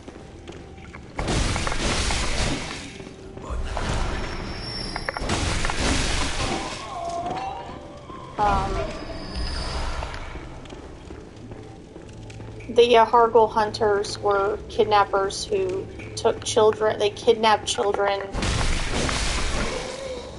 They brought them to the Jowl and Yharnam and experimented on them and took eyes out of people. It was a horrible place, which is why you see those witches with the knives.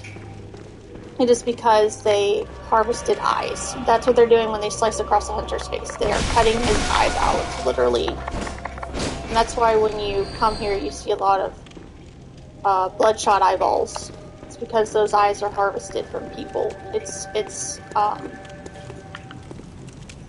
Okay, so, let's see, I think the only, trying to think, because this door's open, the other one is open.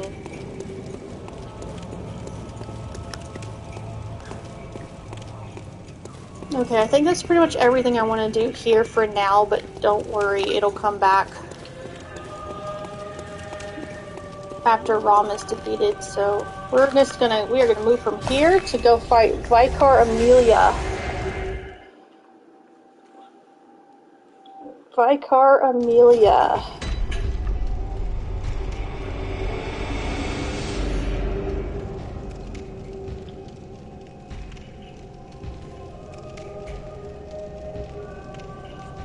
Okay.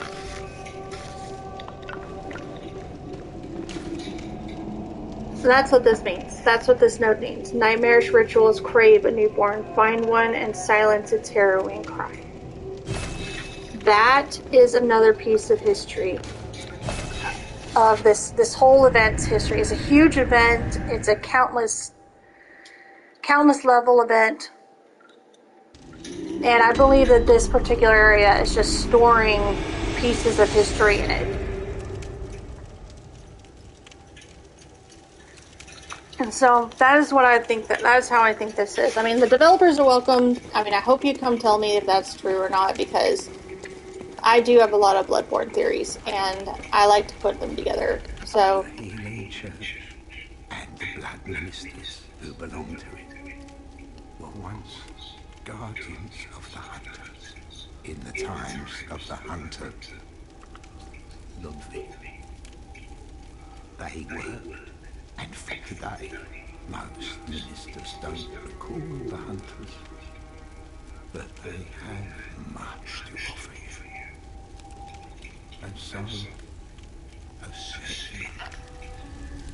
Okay, that little tidbit of lore is huge, because Ludwig was the leader of the original church hunters.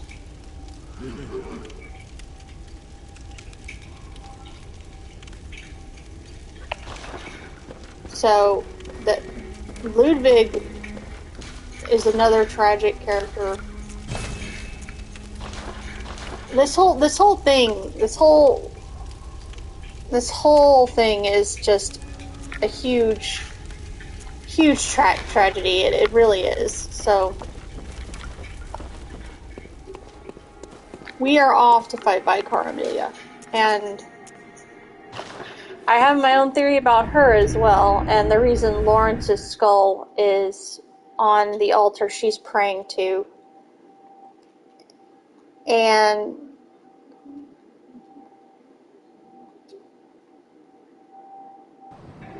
she is... my theory about her is she is a young woman who fell in love with Lawrence,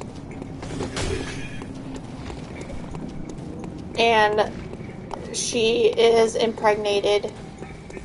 I'm not sure if it's his child, but it is a theory I have that Amelia is Lawrence's lover.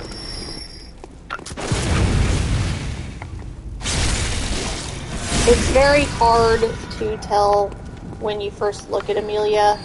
Like, if you see her cutscene, it's very hard to tell what I'm saying, but if you look close enough, you can actually see that her belly is very distended. Now, whether or not she was mother to a future Great One or not, I'm not sure. It could also be that. What was it? That wasn't. I won't lie. That was interesting. But it could be that she was a surrogate mother to a Great One. But I am disinclined to believe that. She doesn't react. She doesn't act like. There's not really any indication that that's the case with her, as there is with Ariana and Yosefka's imposter, or even Queen Yharnam. Now, Queen Yharnam is an interesting character. She was the one that Yharnam was actually named after. She was the mother of Murgo, and the first indicator of the madness Great Ones can cause. Which is, again, it's very Lovecraftian. Madness is a big thing in his stories. Or the slow descent into it, or the feeling and possible denial that you are mad. That's a big thing, too, in his stuff. So, that is...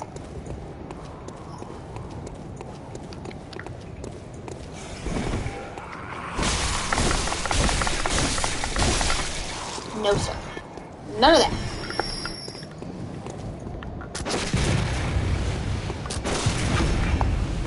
Yeah, I knew you were going to swim. Okay, what? What's going on? It's like he didn't exist for a second. What? It's okay. I didn't get hit. Yeah, we're cool, but it's just like, what? Did you literally just, like, flash out of my line of sight? You... Wow.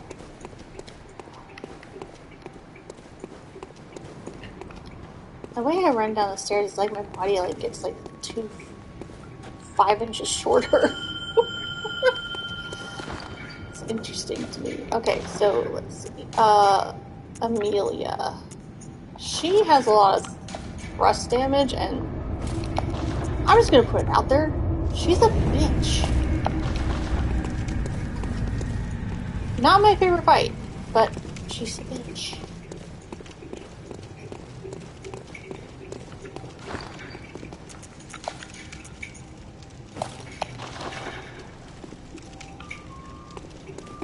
I just like Henrik's stuff. I'm not gonna lie. I like his outfit. But, I'm gonna go back to this one because he's got higher thrust resistance. I honestly just do Fashionborn. I'm not gonna lie. I play whatever in whatever clothes I like. Because in this game, let's just say armor isn't exactly a thing, really. So a lot of us just do, like me included, just do Fashionborn because I wear what I like, what looks cool, because it doesn't really make a difference, honestly. You either get good or you die. That is just how it is. You learn enemy attack patterns, you play through multiple... Okay, this is what I was talking about.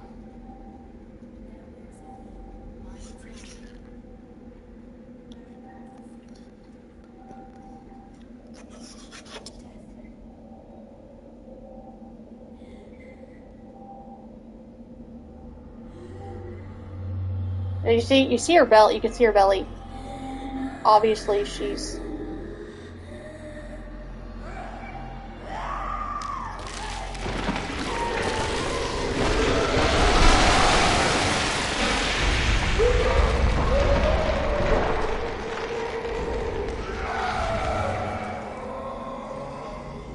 And that is Lawrence's pendant. That's Lawrence's...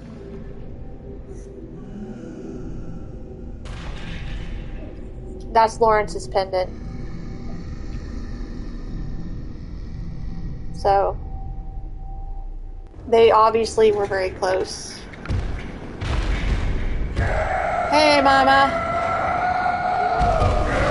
Okay, for secrets for Amelia. Number 1, fire paper or any sort of elemental attack pisses her off. But is probably the best way to defeat her.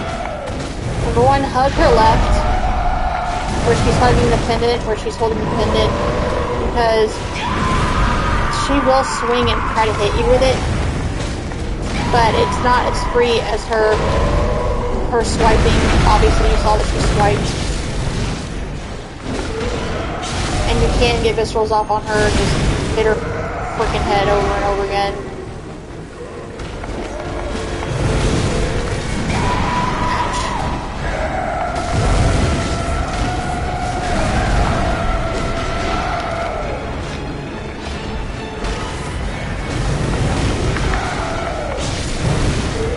But hug her left, and hit when you can.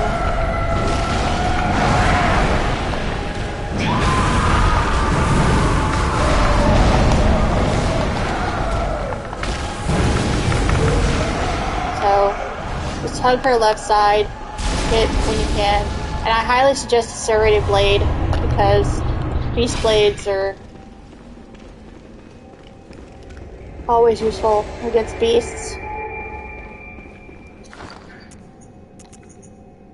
I know, it seems like a very rudimentary thing to say, but you can also use something like, if you have something heavy like the Kirk hammer, you can use the Kirk hammer, Ludwig's Holy Blade, the Whirligig works really well against Amelia.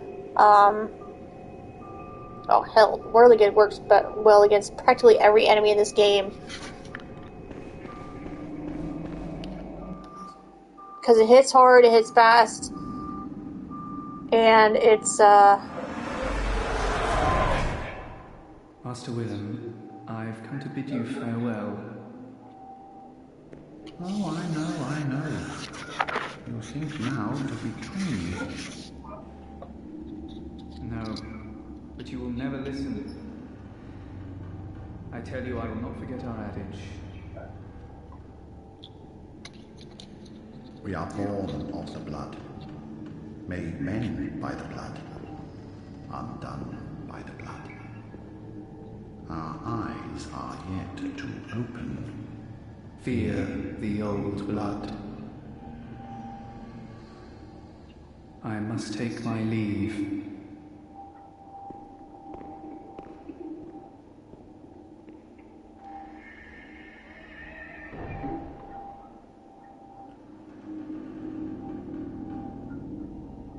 By the gods, fear it, Lawrence.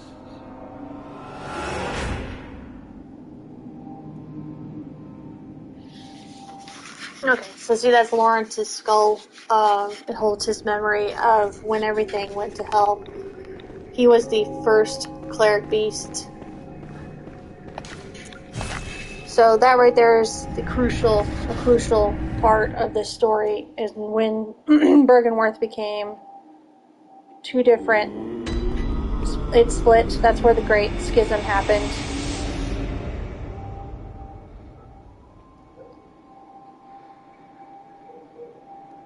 So, and that's also why you get this. I have the blood drunk hunter. So, there's a lot of things, and I will make other videos about the lore. I've been meaning to do that for a while, to try to explain my thought reasoning. Just, I usually do, when I start do anything, I try to script it out. It's the same for the podcast here. Welcome. What is very wet?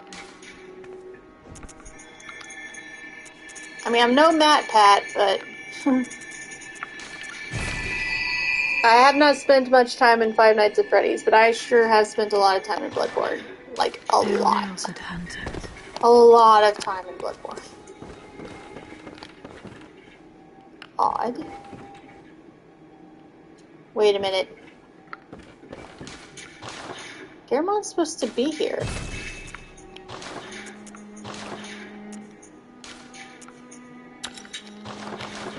Okay. Oh, I guess it's because I already went up to the chapel. I guess that's why his little message is.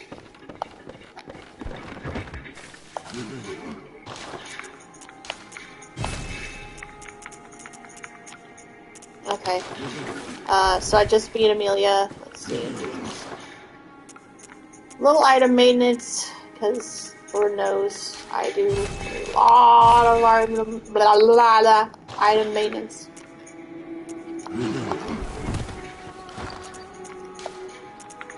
Okay, I'm actually going to switch back to the hunter garb.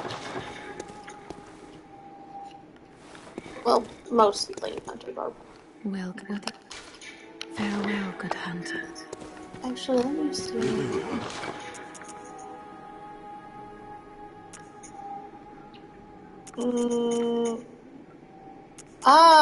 Why did I get the Tomb Prospector stuff already? What did I do that got me the Tomb Prospector stuff? Because that's one of my favorite pieces of garb right there. Welcome. Very well, then.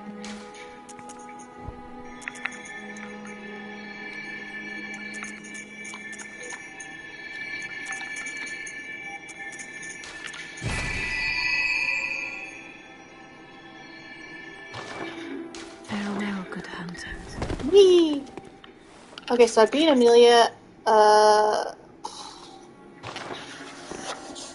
Let me see.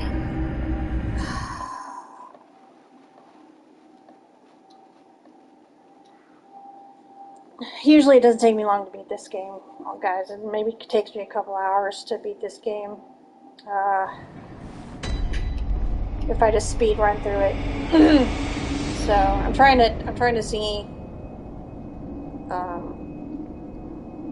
Trying to see what I have going on here. Because unfortunately for this run, I'm probably not going to get what I want until much later. So I'm going to be using the good old saw cleaver until then. But, okay. As you can see, see how it got hinky. You can probably see how it got hinky. And it's because the veil is starting to fall away. You can see that the sky has now sank, the night has progressed. and we are now into the full-on hunt. So the hunt has now begun, and this is the Grand Cathedral, the home of the Healing Church. So this is where a lot of experimentation happened, and if you go into the upper cathedral ward, you're going to see that is when the horrors of what's going on here truly come to light, because there was a lot of experimentation on children, childbirth, a lot of things like that going on. So this game is very dark, its story is very dark. If you're wondering where I'm going now, I'm going to face off against a couple of hunters I should have faced off against earlier. But, I did not, so.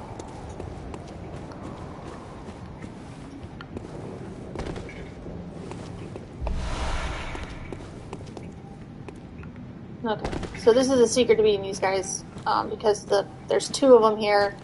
That one right there closest to me is a rifle spear user, and he is one of the hardest NPCs in the game, in my opinion, because he is just so efficient at dodging and protecting himself from you. So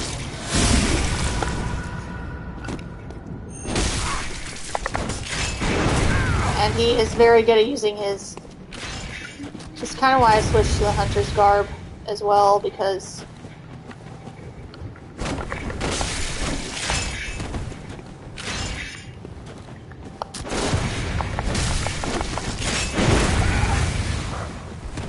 blood defense is a thing.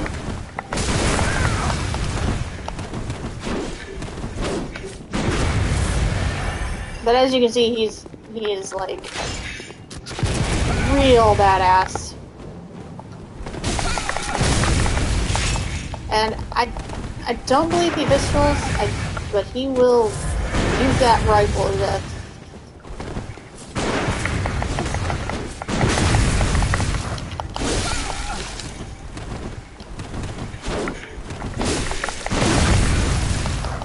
See what I mean?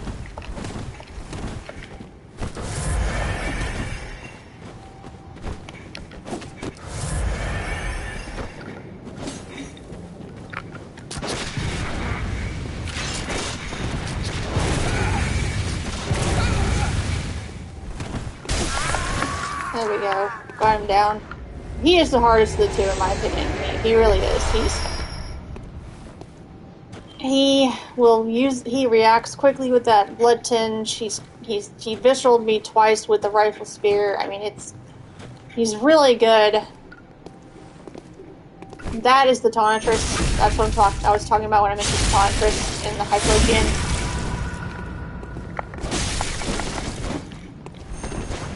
While he hits hard,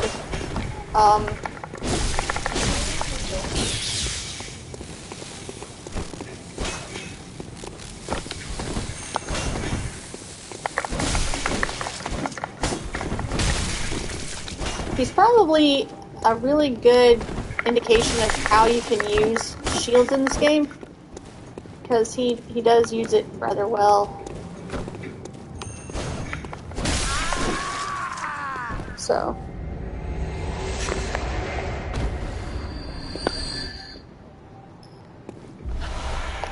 Sorry, my son came up and asked me a question.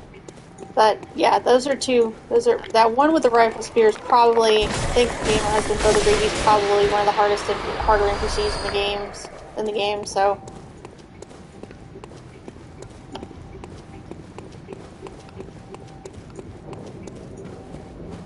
But those are your hard goal hunters. Those are the ones who kidnapped children, took them up to the upper cathedral ward.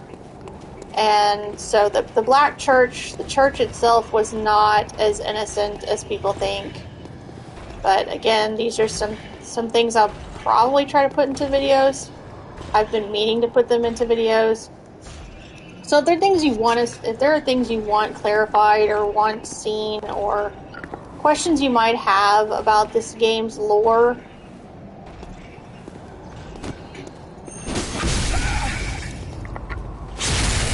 then please definitely tell me, because I will clarify it for you.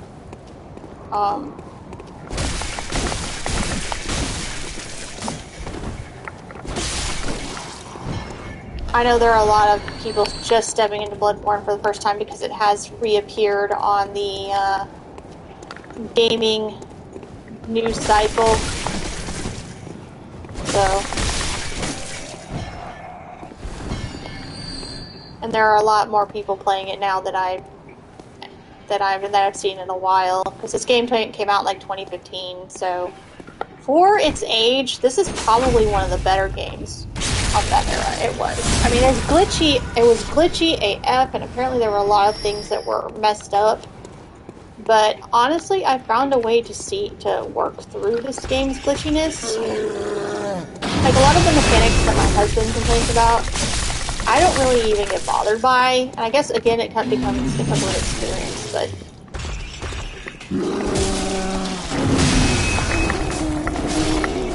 there are still things that get me, but... whoa! There we go. It's a running joke in our house that I'm the dodging queen, so I get out of some very precarious situations.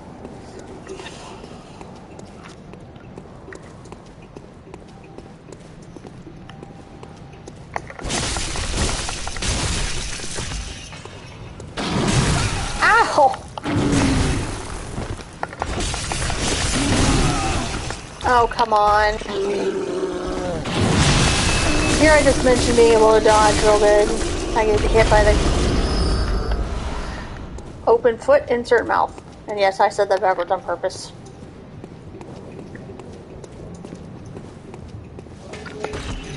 Let's see, I got...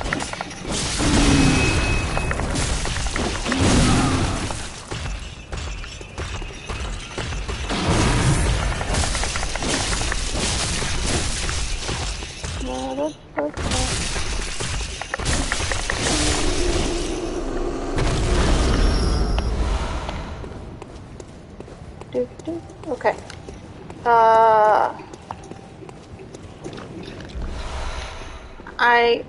Okay, so now I'm heading into probably my least favorite part of this entire game. This is literally my least favorite area in this entire bloody game.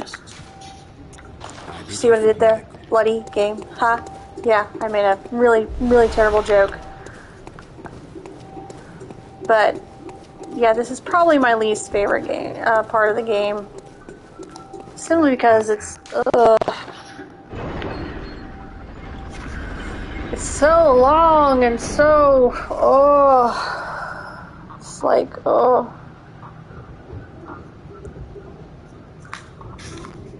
Sorry, check the stream real quick.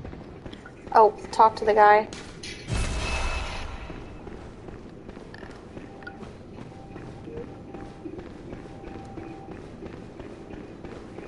Okay, so Forbidden Woods is a home of a few things.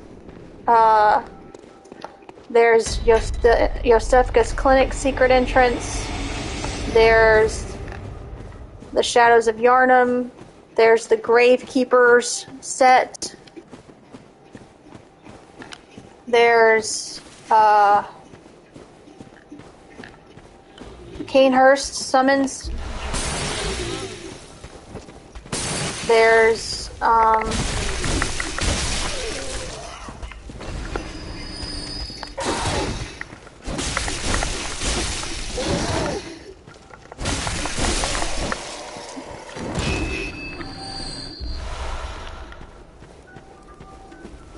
let's see.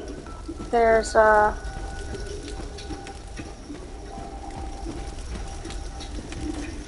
yeah, I think this is where the big guy is, yeah. These guys are hard to visceral, but you can visceral them. Just have to kind of trick them into hitting you.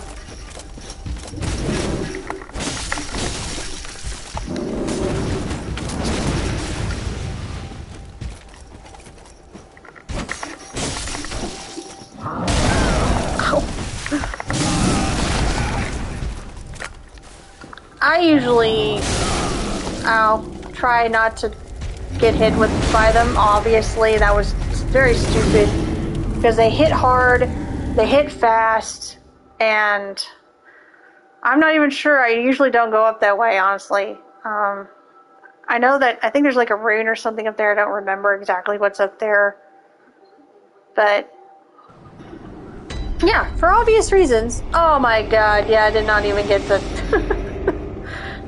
because I'm dumb.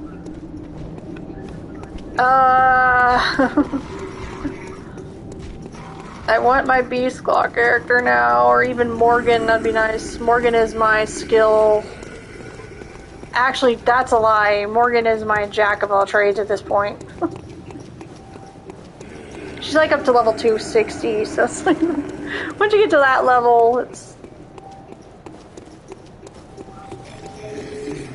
At that level, it kind of is a thing of you either PvP and jack of all trades yourself or...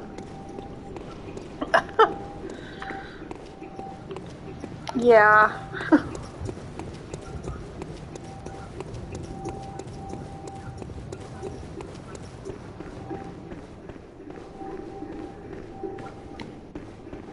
That I'm also usually not wearing this. I'm usually not wearing the hunter garb by now. I'm usually wearing something else by now.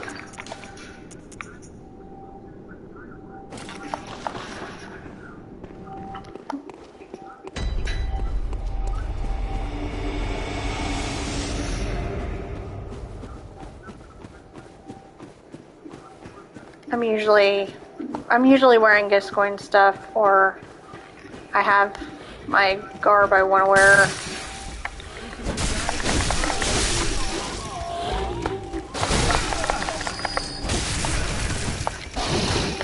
I should have put it on him, but, you know, things don't have to make sense, I guess.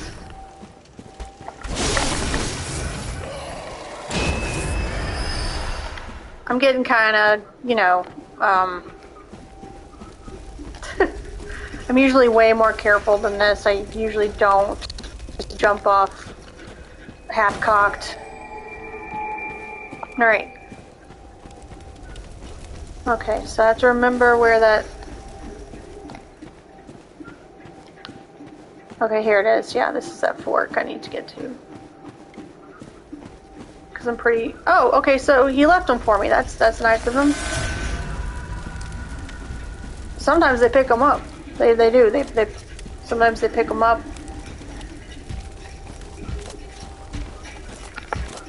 I know, I see you. I'm ready for you, maybe.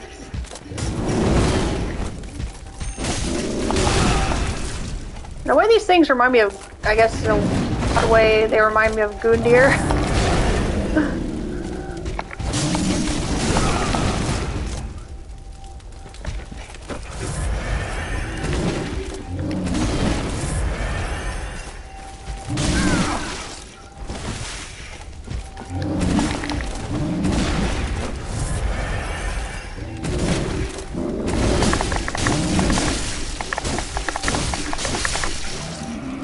Yeah, they do kind of remind me of Gundyr.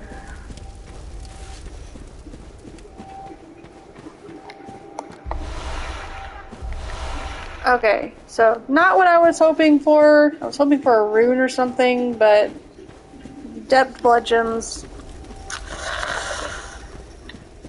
I mean, they're not bad, but they're not my preferred for that, especially if I'm going towards an enemy like that. It's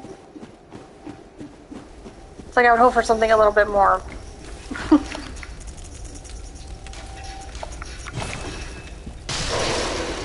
Okay, so I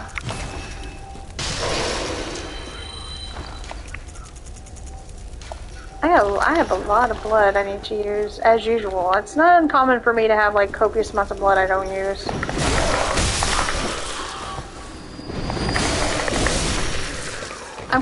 I kind of torture myself. I go for long periods of time, trying to see how many blood echoes I can hold on to. I guess it's because I want to show that I'm skilled. I got them mad skills, baby. Got some Bloodborne bad skills that make officially validate me as a Bloodborne badass.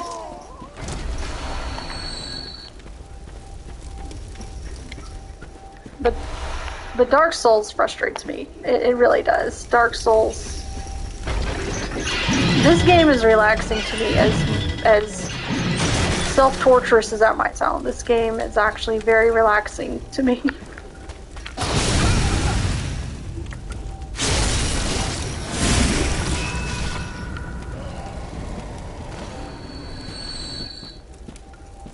I know, as weird as that sounds.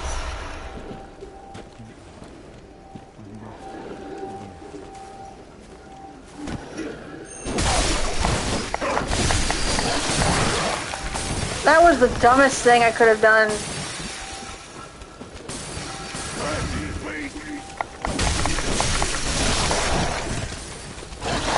I mean, I took out one of the dogs, but...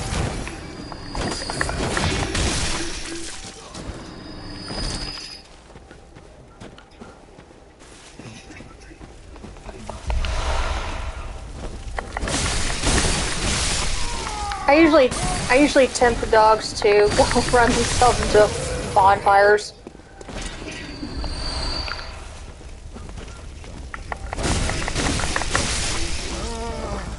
It's funny because they actually do go into the bonfire. It's like, how can I get up to him? Some of them will just yap at me. They're like, rawr, rawr, rawr, rawr, rawr, rawr, rawr. Others will be like, I'm gonna run into the flame and keep backing up to the flame, and they kill themselves on it. It's really... Okay, now there was an area back here. Yeah, there's this little cranny here. You go in there.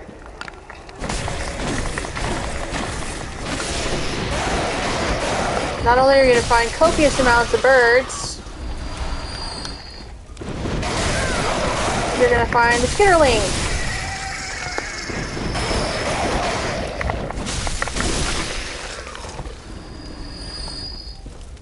So, you know. Okay, so going forward, you see this little red warning light here? That means there's something really bad or dangerous. Like right here, if you go too far out, you are gonna fall. You will fall. So don't step out onto that. It does not lead anywhere. There's no secrets there. Instead, just go up through here. Oh, he's...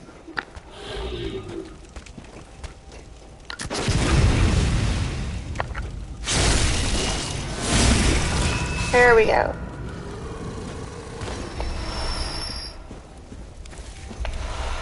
Okay.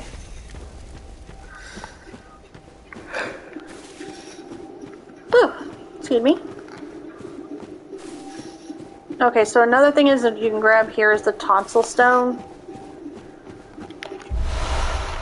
It's a nifty little thing to grab because you can actually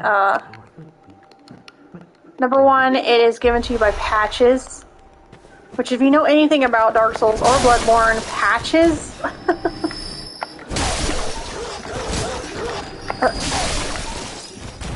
make sure you kill all these dogs in this cage. Just please, for yourself, do it. Just do it. You can go up here, get the white church garb.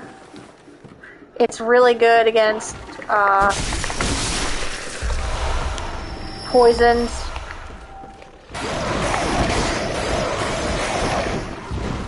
Eventually he'll stop. The Energizer birdie. He just keeps going. Oh god! So...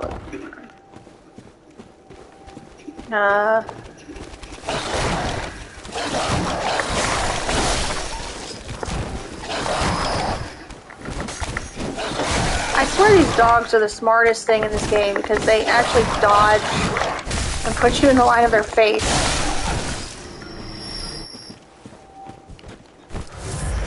Okay, so I was talking about Yosefka's clinic. Yosefka's clinic is if you see the dog cages, you go behind the dog cages.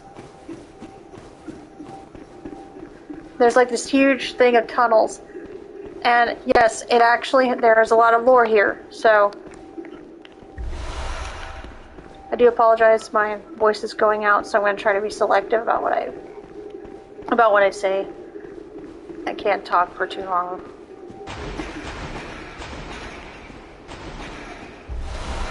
Okay, so this is a poison pit. Please get out of it really quickly. There are other things down here you can grab if you want to.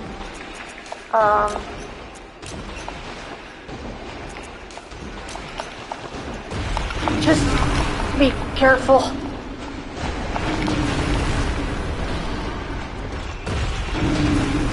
Ugh.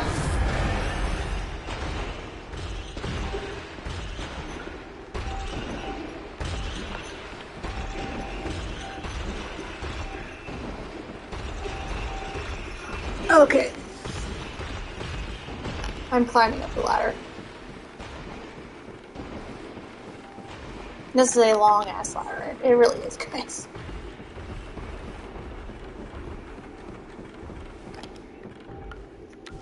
Okay.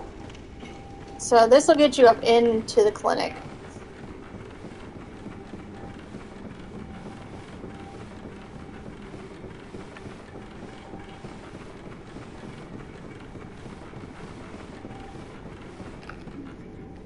Okay, there are a few things you can do with Imposter Yosefka. You can kill her, or you can let her live until the red moon rises. And when the red moon rises, that's when you're gonna see she becomes impregnated with a great one.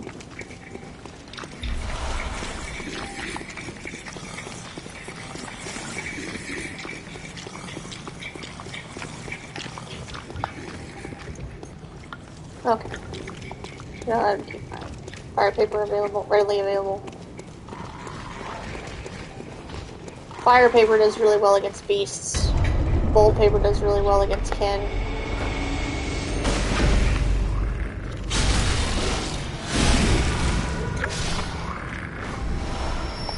Okay, so there's the Udin Rise.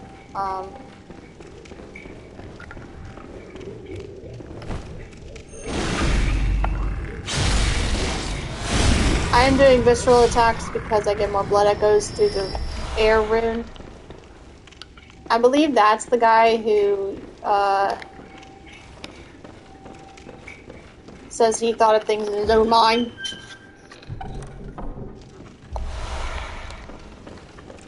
I didn't get him. I sent him here this time, so you guys probably aren't gonna. If you haven't played the game, you probably aren't gonna know what I'm talking about.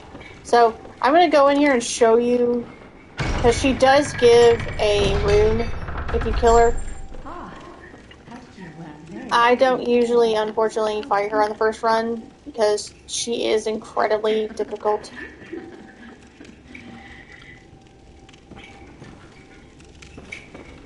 She is incredibly difficult to fight. She uses a Call from Beyond and the Augur of Abritus. So make sure if you fight her that you are very, very smart about it, because she's got the repeater, she uses the threaded cane. She basically has a white church build, which is this right here.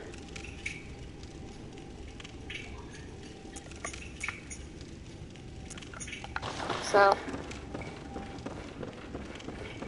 or choir, she might have. No, she has white church. I'm pretty sure Yosefka's imposter has white church.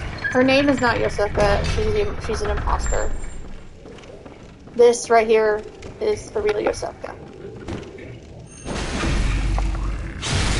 Again, it just confirms my thought that this is just patches of time in a given area.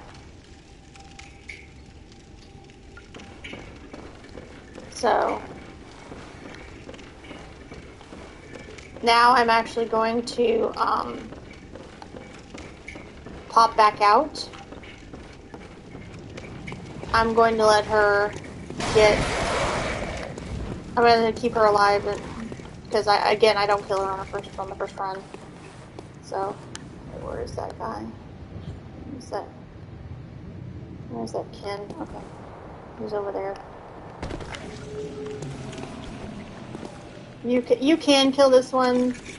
You can visceral them, but if you want to.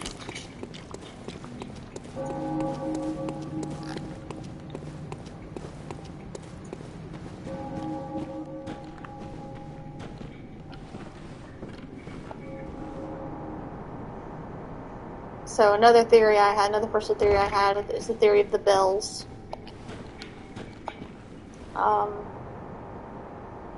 A bell, you use a bell to ring across spans of time.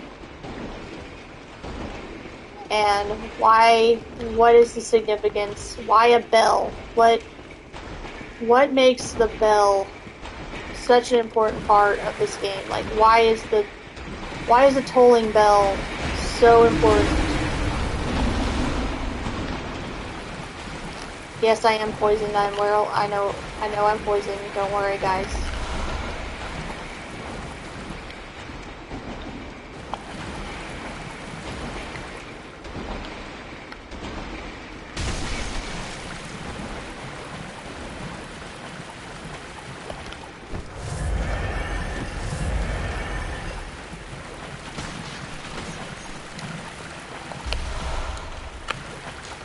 Okay.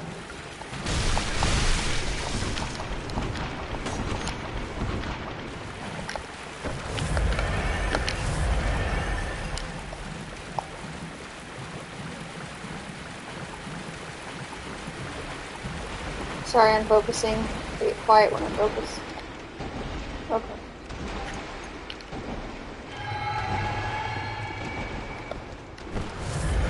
I got a bunch of gems from that area. That's kind of why I go there.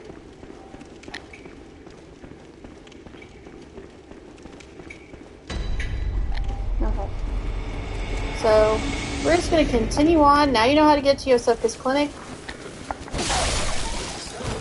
See why I said kill the dogs?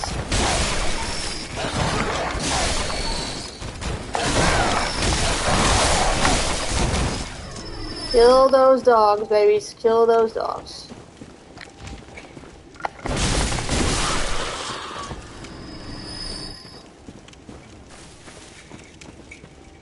Okay.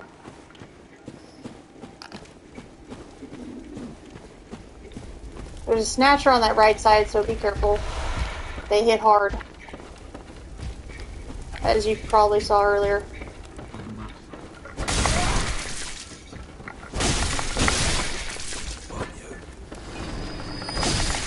These guys all throw Molotovs. So just be careful coming through here. Make sure you've got some fire defense.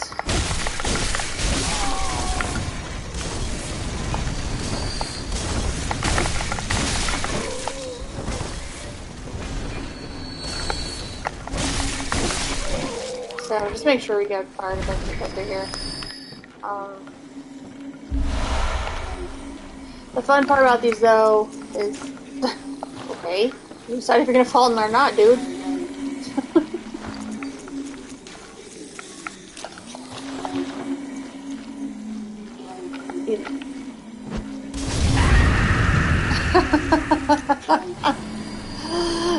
It's cruel, but it's funny. Is it cruel, though? I mean, is it really? If you're, I mean, they're pretty much just corpses. Just, is it technically cruel? I mean, or is it merciful at that point? I mean, you can argue gray areas all day long, but... Okay, now I know there's a beast gonna come out of the corner over there to the left. Oh, I'm sorry, to the right. How did I come out of the left? That's a bunch of discombobulated noise right there.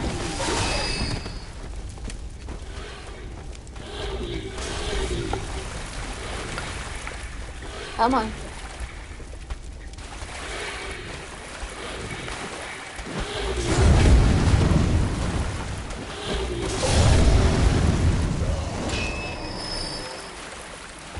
Thank you. Oh yeah, I'll take it.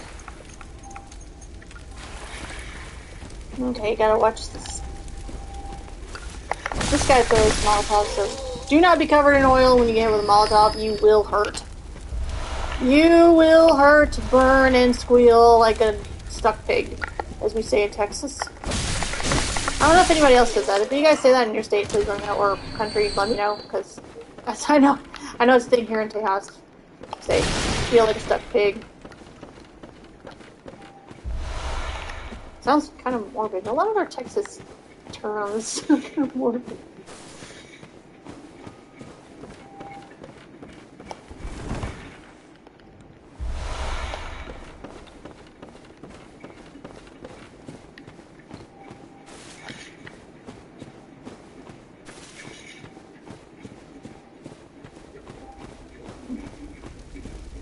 Okay, so you can drop down here if you want to. Just be careful because there are birds. There are birds. As you can see, there are birds down there. Ow! Looks like I was about to fall anyway. There's this lovely individual. Thought it was a good idea to hit me in the back.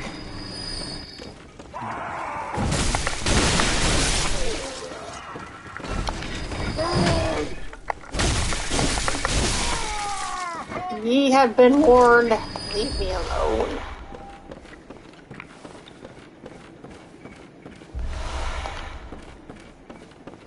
Huh. Anyone else want to mess with me? Yeah, I figure as much.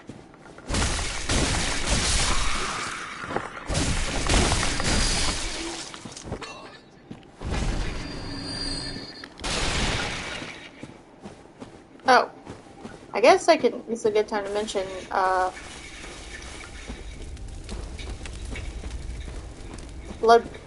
guess a good time to mention a little bit about myself, huh? I have not mentioned anything besides my kind of pseudo nickname thing.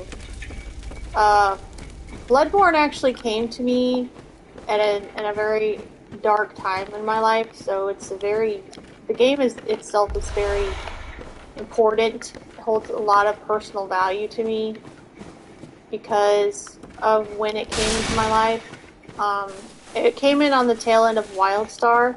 I don't know if any of you guys have ever played WildStar, but it was a fun little game. See, there's that bridge where you fall off into the village area. But it came into my life after WildStar shut down, and WildStar actually had a lot of value to me as well. It, in many ways, WildStar and Bloodborne had saved my life, so I won't go all schmaltzy, but there's a reason I can play this game repeatedly and never grow tired of it.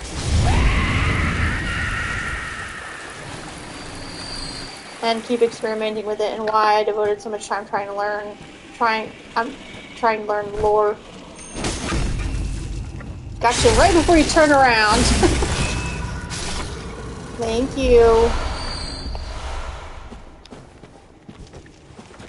It's because I wanted to know as much as possible, and I like to do research for fun. I'm not crazy. When I get bored, I do research on whatever I'm curious about at the time. It's like, I wonder if ... or I wonder why ... and so I'll go do like copious amounts of research. My husband can attest to this. I mean, it is the most random shit too. I mean, I kid you not. It is like random shit. It's like,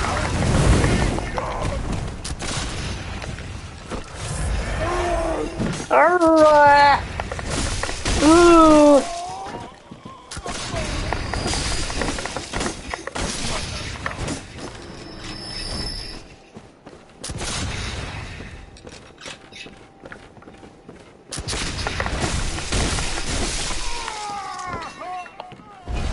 Well, I didn't want to, but she kept shooting me. It's just kind of rude. I just got here.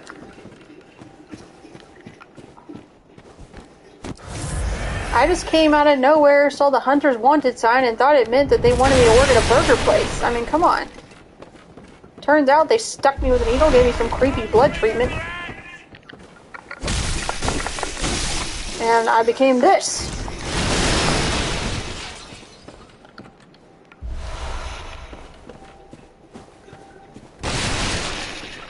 Sheesh. Could have tried just to work in a burger joint.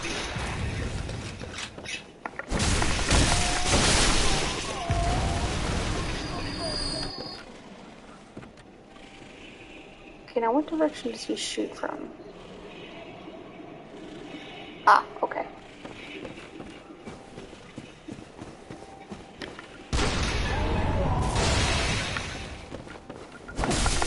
Sorry, I was just trying to run from a cannonball. You guys could have kept sleeping for all I care.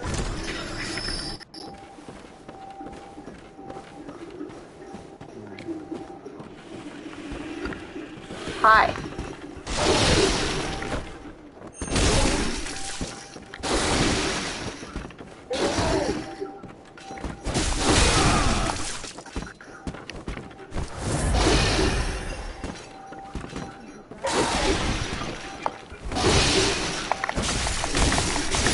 Remember what I said about the rate, guys? Yeah.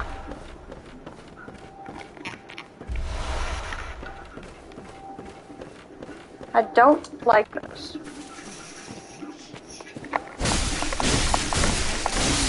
There we go. Die, little butterfly. Oh god, that was a miraculous ladybug reference. Whoops. Whoops. I don't care what anyone says. I'm totally Cat Noir. I love Cat Noir.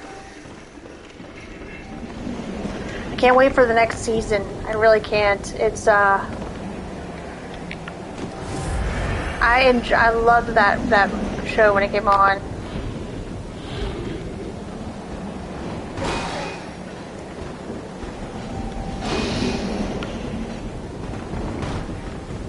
I was half expecting him to jump off.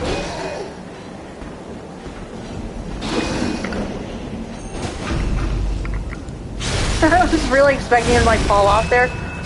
But yeah, I'm looking forward to Miraculous Ladybug season. Apparently he's coming up with one more.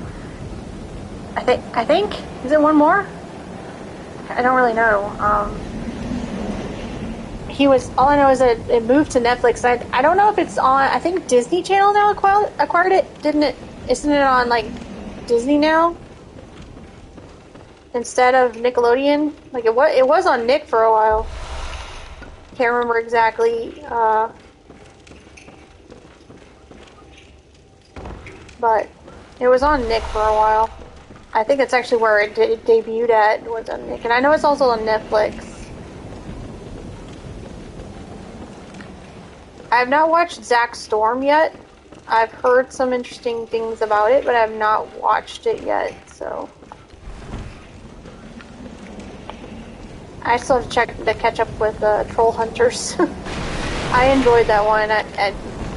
The fact that Guillermo del Toro wrote it, that just, it's not a win for me because he's like one of my favorite screenwriters. It really pissed me off when Pacific Rim 2, like, they just released a story. I don't remember. I think it's not on IGN. It was in Screen Rant, I think. They just released a story that his script for Pacific Rim 2 was passed over. I'm like, what the heck? Why? Why would you do that? It's just dumb. No, I don't regret it. Maybe. Or is it your animal instinct? Again, I came to apply for the burger job, okay?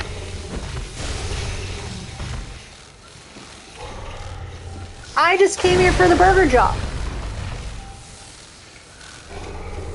I'm just saying, I came here for the burger job. I didn't know. How was I supposed to know? I was on my way to a job interview. I came through this place, and I'm like, Toto, I am not in Kansas anymore. What is this place?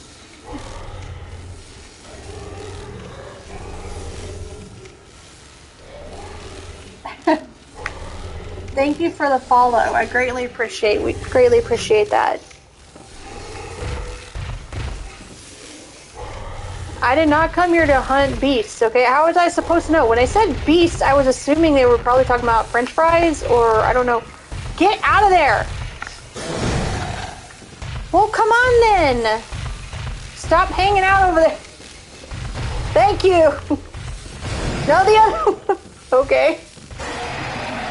I'm not high-fiving you. Not with you electrocuting people. No. Calm down. Get some vodka. Or some, you know, it's the holidays. Let's get him some, I'm gonna make some hot wassail. I've got a recipe.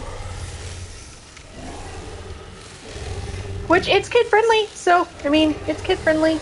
If you guys want my wassail recipe. Die, die. Hunters are killers, nothing less. You call me a beast? A beast? What would you You were know? eating people! I didn't ask for this. See, you were eating people. That makes this different.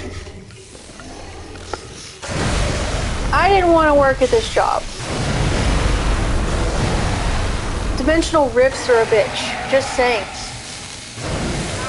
Ow!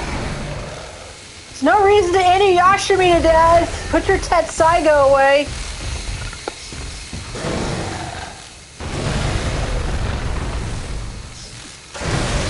This takes a while, guys. Sorry. But it's like the best way to beat this thing. You can always send him to Yosefuka's clinic. But whatever you do, unless you just want to fight him in the Cathedral Ward, don't send everyone, including him, to the Cathedral Ward. He'll start eating people.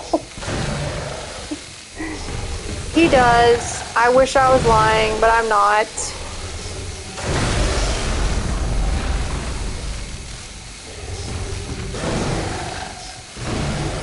It takes a little bit. There we go. And you get a nice little nifty beast room, so it's worth the time just to sit there and chill for a while. Talk about Pacific Rim 2.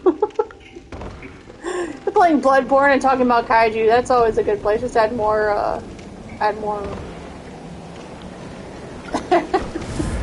Let's add more beasts to this poor person's life. That sounds like a plan. See, I can just see him. You fight some horrifically huge beasts in this game, but I can just see the poor hunter in Pacific Rim be like, nah. I'm gonna retire now. It's like I'm totally done.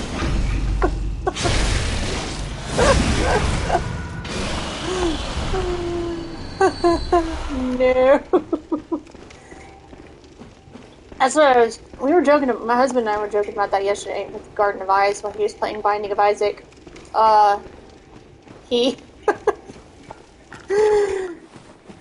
Garden of Ice released a new video. If you don't know who that is, go to YouTube right now and just look at Garden of Ice.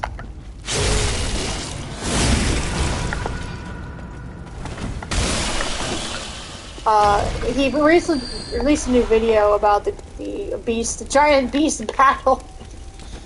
Abhorrent Beast, Cleric Beast, Vicar, Amelia, Ludwig, they're all there just battling it out with each other. And my husband and I made a joke about, like, the hunter sees this and he's gonna be like, oh, hell no.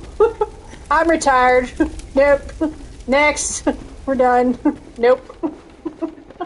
My husband's like, he probably just pulls out his hunter's pistol and lends it for himself and sends himself back to the tree. It was funny. I mean, it's like a... Hi. Sure. and shall hunt. Yes, sir.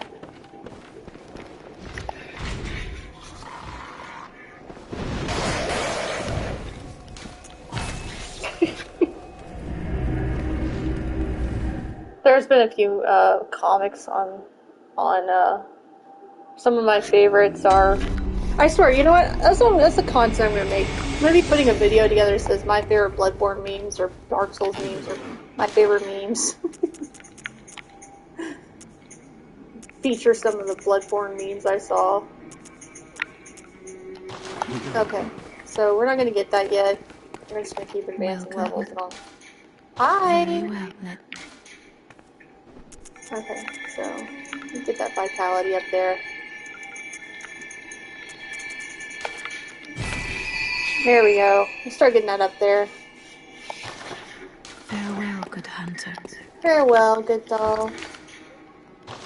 It's a thing, okay? I do that. Okay. No, we're good. I mean, I might as well. I'm not going to even be able to get the weapons I want until... We'll leave it at a +6. Because I'm not going to even be able to get my weapons I really want until probably after this run. So... I mean, I might as well. Let's see. Sell the beast butt pellets. Beast butt pellets. We'll just sell the beast butt pellets. Ay, ay, ay.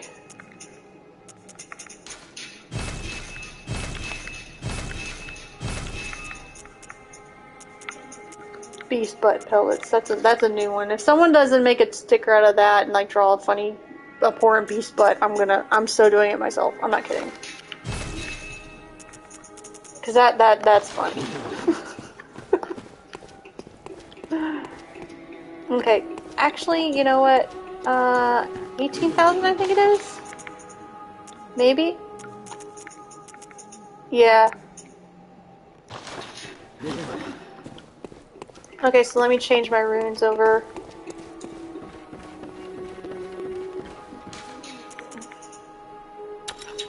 There we go. Now I can go clonk the shadows of Yharnam.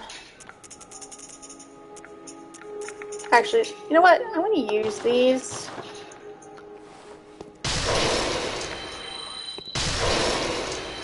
I have it. Might as well use it, right? Yeah, sure. Yep. Why not? Here we go. There we go. Excuse me a minute while I become a vampire.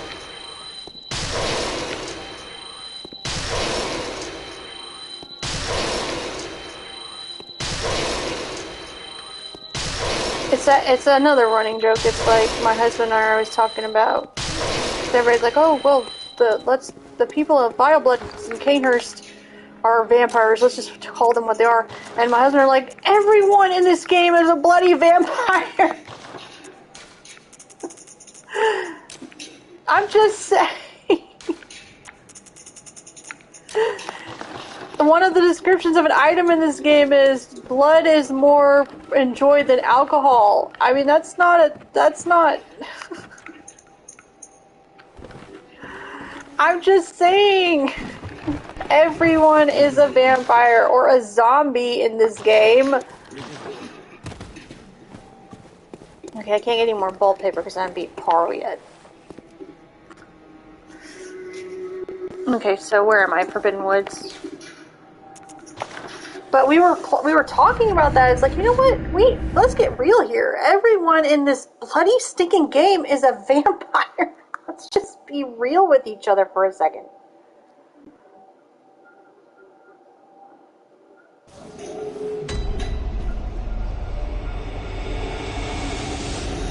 We're just gonna get real for a minute.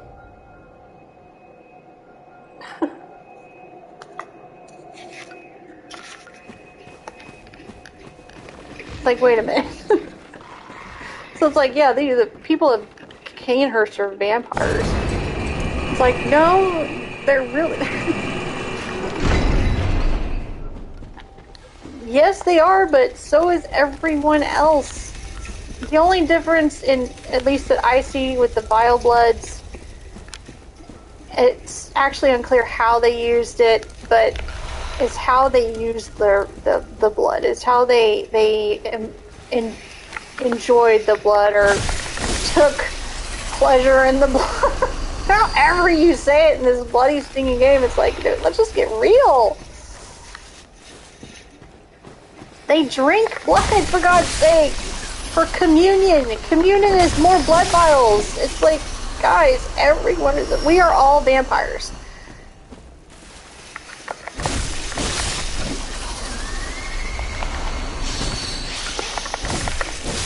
I'm just putting it out there. Just throwing that out. Everyone in this stinking game is a vampire. I'm sorry, I didn't mean that. I love this game. I adore this game. From Software gave us a great gift when they made this game. I'm all for a remaster. I am all for a remaster, but please, From, hold strong. Do not make a sequel. I beg of you.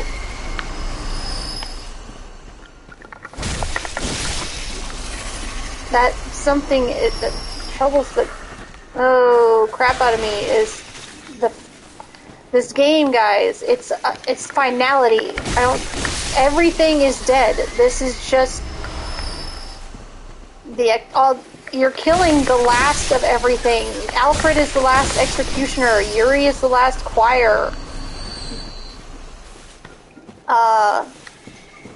The two hunters in the nightmare are the last black and white church members. I mean, there is finality in this game. Honestly, the only thing I could see them doing with the sequel is just making you run through this again, but give us... I would go for a prequel. I really would. I could go for a prequel. And the reason I say a prequel over a sequel is because we would get a lot of the answers. Honestly, I think a lot of us don't even know about the comic. I don't think we know that it exists. So, if anything, make the comic into a game. That would be fun to play and watch. Because the comic was really good. I mean, I enjoyed it. I heavily enjoyed it.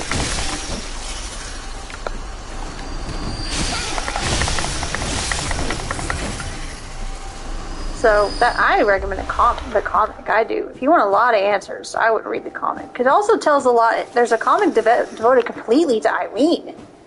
Seriously, people asking about Eileen and wanting to know more about Eileen and the Bloody Crow.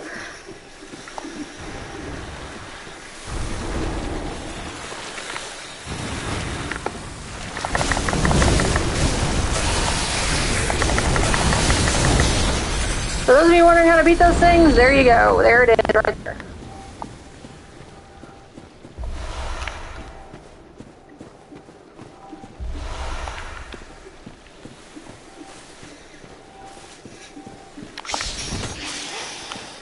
I hate those things because they hide in the most obscure places. I've actually been killed by one of those things because they hide in those obscure crap-ass places.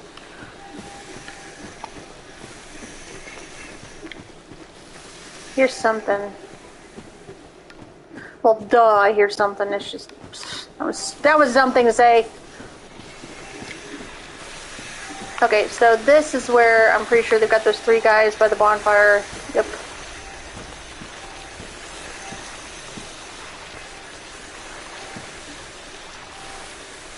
And once you get one of them, you're going to wake up all of them, so might as well get ready.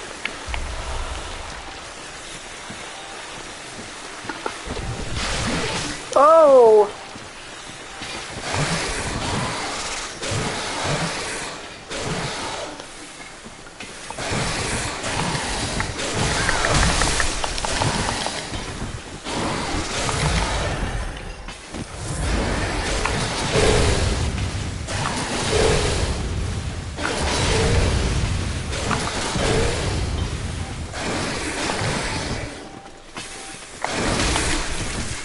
These things are a little harder to beat.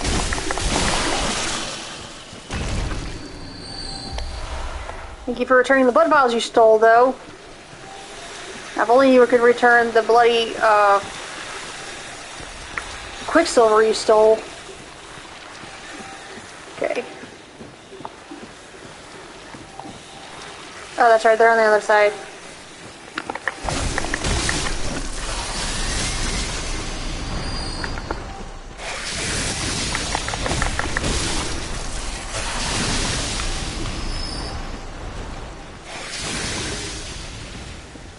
Okay, so these guys I'm gonna fall on.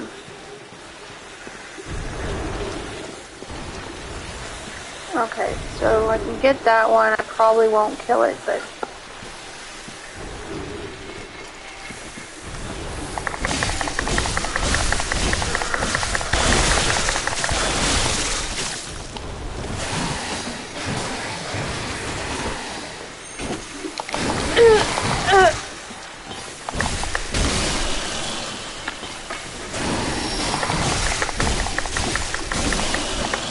I'm not sure how he didn't grab me. I have no clue.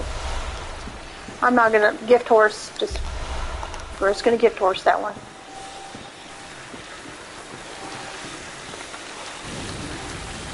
Okay.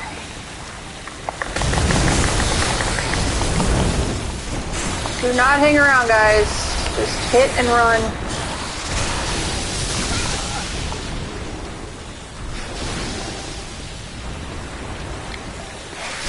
Repeat the fall. I don't care. Just don't stay there.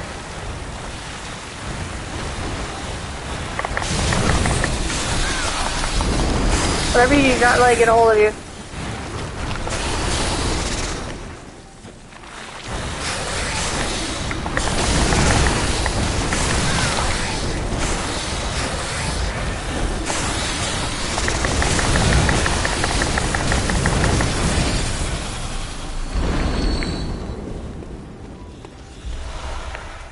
There we go. The deep sea, that's what I was looking for.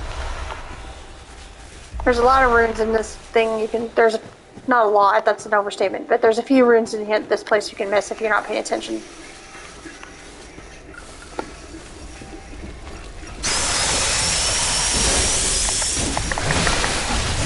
Okay, do not get caught here. He will come get you, don't worry.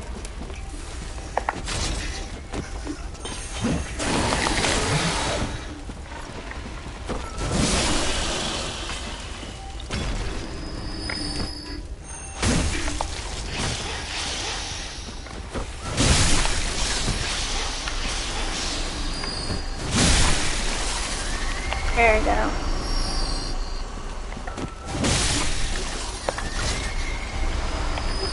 That one's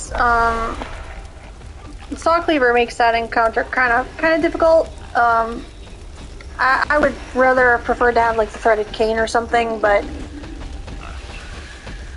or the hunter's axe. The hunter's axe would be good to have for that encounter, but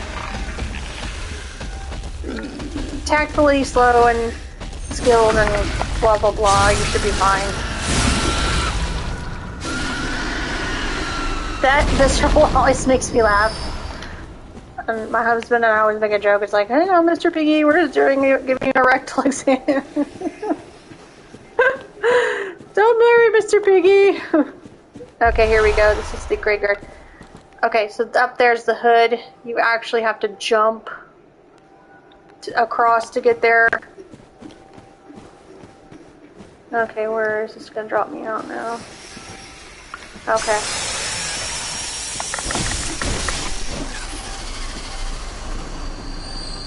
Okay, now I know there's a rune I'm missing. I have to remember where it is. Because it's in one of those obscure places.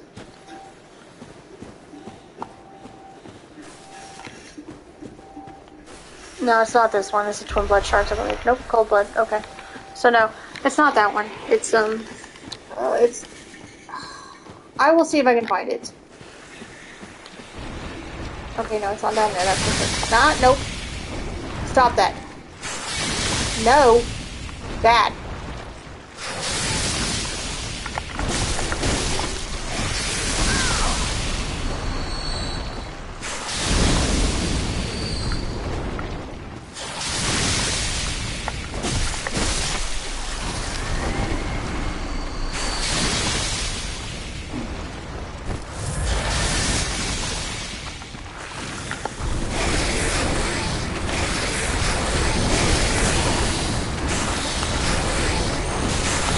can always lure it out. I mean, yeah, you can lure it out to attack you and just like... I did not mean to jump, just so you know. You can always lure it out to attack you with this frontal and then hammer away at it. That's another good way to kill it, but... It depends on your... I mean... Stop! God, that was freaking the hell out. When they do that, just start jumping. Like, stop jumping. Why is that part in Dawn of the Dead? It's like, put another round in that woman over there. She's a twitcher. Okay, so there's a gravestone I'm looking for. It's a rather large one. It's kind of like this one. But if you go around it, there's a corpse with a rune.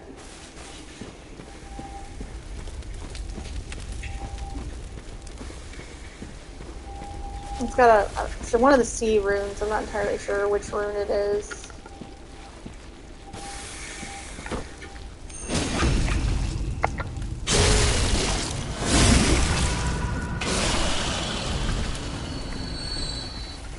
I just have to remember where that is. Which is weird because I've run this place so many times I should remember, but it always gets... This might be it. No. Darn it.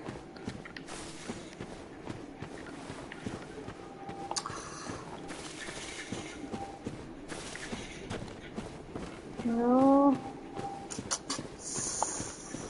I'm sorry, guys. I am looking. I promise I'm not doing this to be a jerk. I am honestly looking for this thing.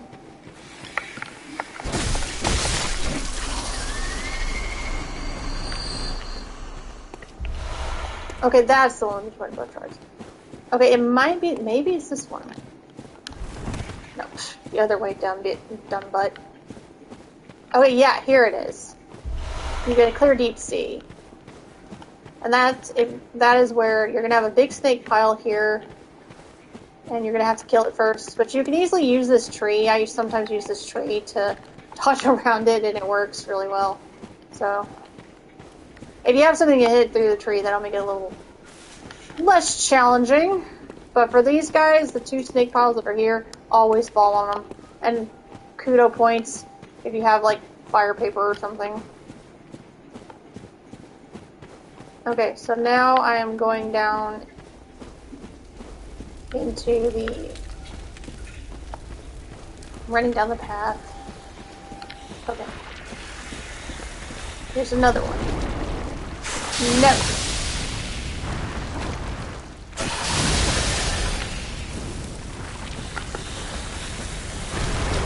Come on.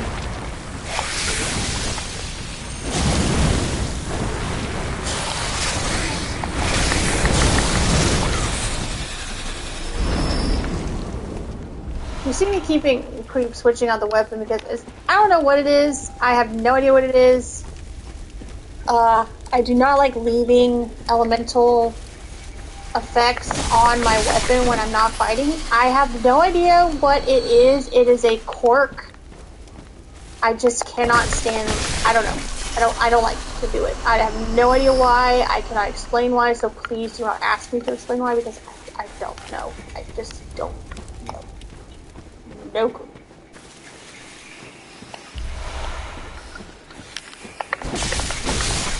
I have no idea. And I wish I did. I really do. I wish I could give y'all an answer. But I have no clue.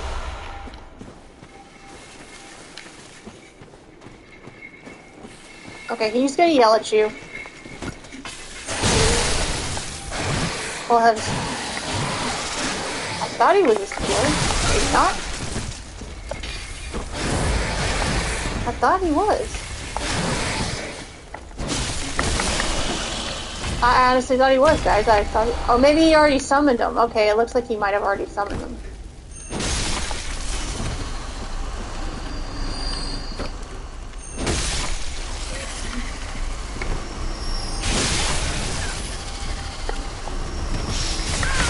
Ow! See what I mean? I hate those things. I hate these things. I hate them. Okay. Let's see. Okay, here it is. Nope.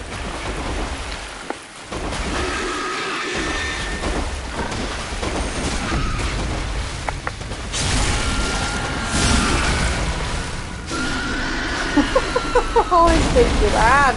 This looks wrong. The rectal exam. Let's see. Yeah, I thought so.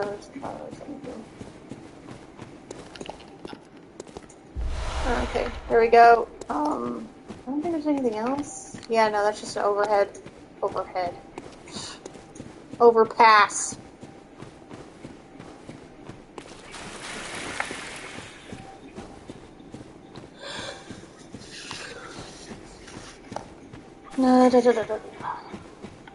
Okay. Okay, so this place is full of kin.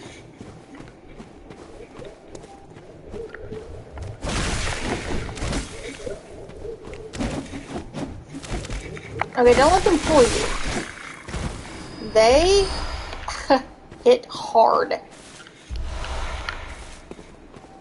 But if you'll pay something to note, if you'll pay attention to what they're spewing,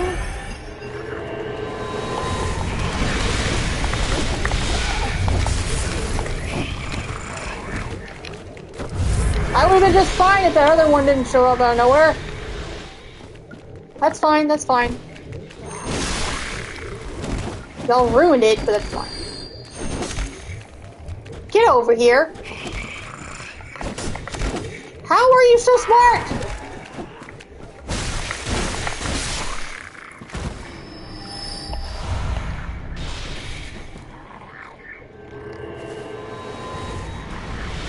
Please don't hit me. No, no, no.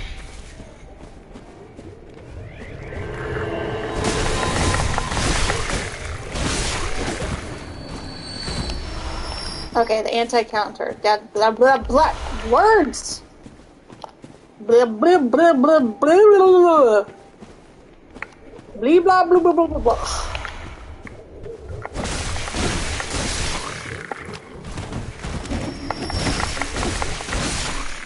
Stop that. Oh, that's nice. That's a nice one. Thank you.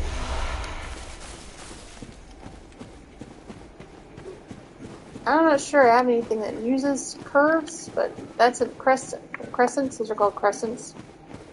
But those are nice to have. Okay. Moving on through. I'm going to show you guys another location where you can find another rune. But first, I'm going to open up my second elevator. So if you go up this way, the opposite side of the, we call them WTFs. Because there's literally, what the F are those? You know what I'm saying? It's like, what the F are those doing? Okay, so this secondary elevator will take you up back to where you fought the first snakehead. And it's an easy little thing to get to. Yeah, they're blowing my skirts again. Thanks a lot. I do not want to be the extra row in a row. Thank you.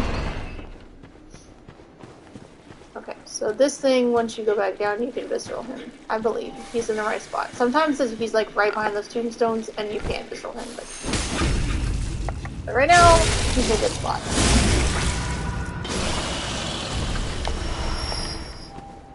Awesome.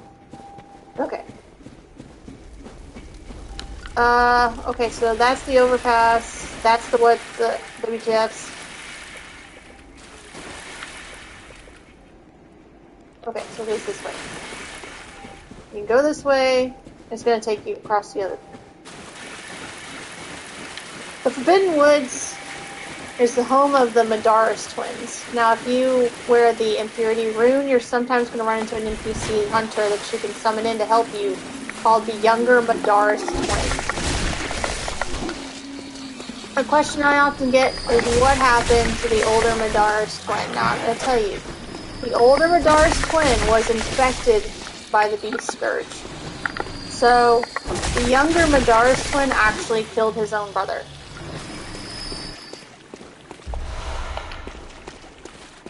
That's why you never see an older Madara's twin to summon or call in for help.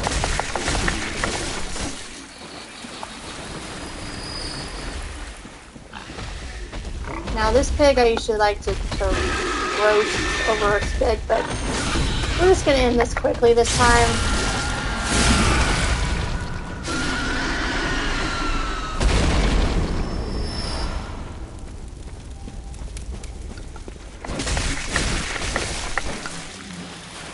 Okay, there you go. Sharp is good for swords and stuff if you got, or the church pick or whatever. If you got something with high thrust, sharp is good to have for that. Not really for blunt, which is what the saw cleaver primarily is, but it's good for, it is good for thrust.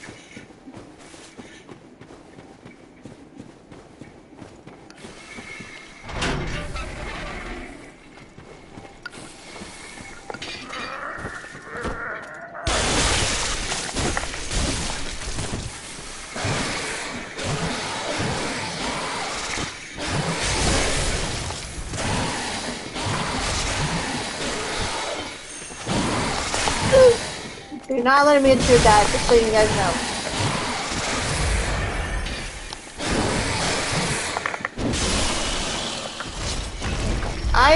Okay, the reason I killed that thing was because the Madara's twin will go after it if you don't kill it first, so.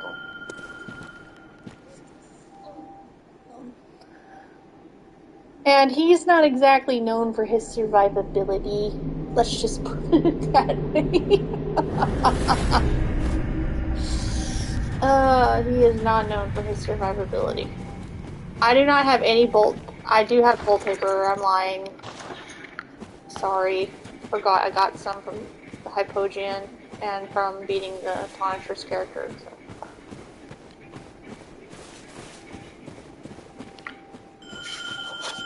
So. Okay. Quick water drink. While we're waiting on Henrik to arrive.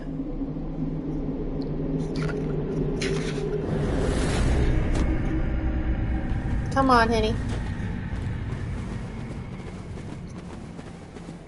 Okay, so for these guys, you want like high fire, and of course, I sold the charcoal hunter stuff because I'm stupid. I guess this one stuff's fine.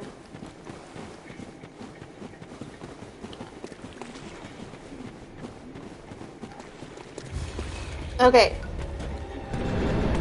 The sword guy is actually very aggressive.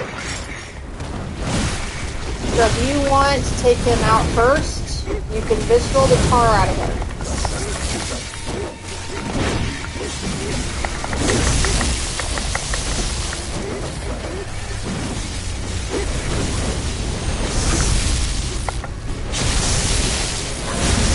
I usually like to take this guy out because he can flood the field with flames.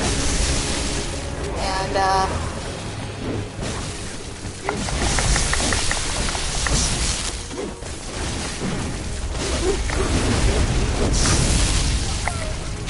just trick him into attacking you, and then dance around him, and you should eliminate him pretty quickly.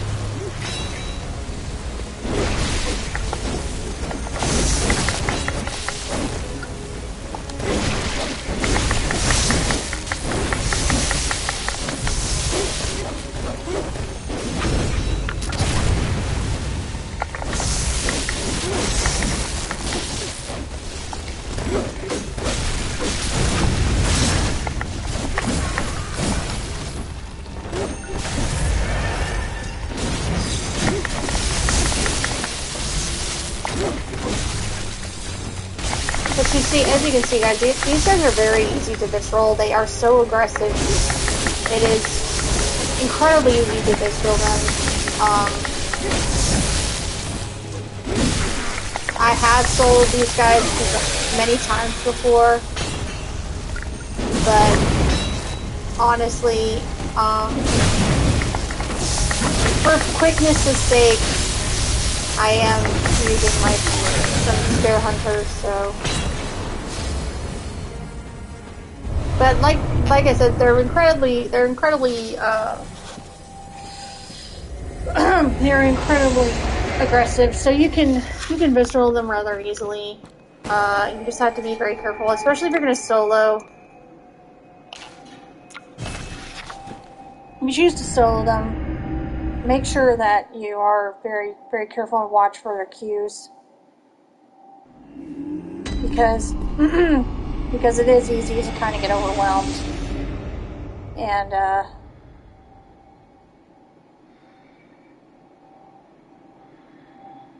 what is that bidding?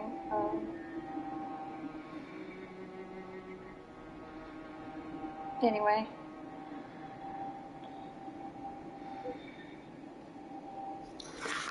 Now this time, I'm going to use some more of my blood.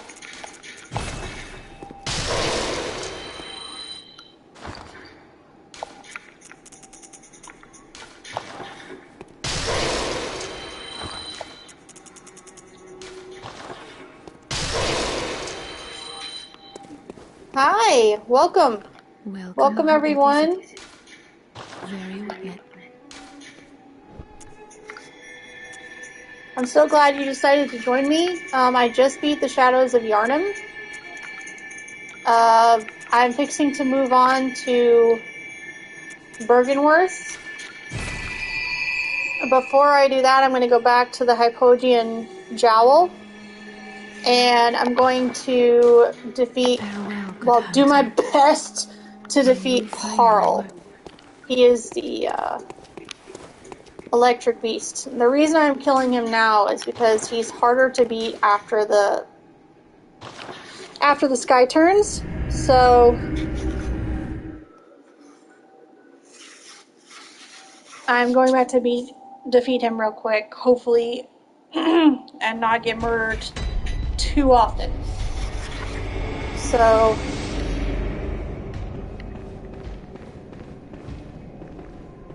oh boy, nope.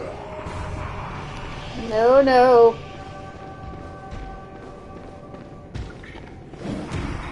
Stop that. So I'm heading down to beat Carl.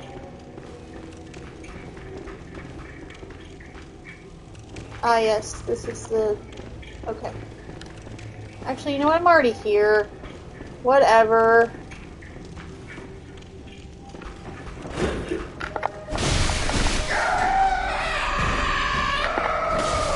Stop. No. There will be none of that.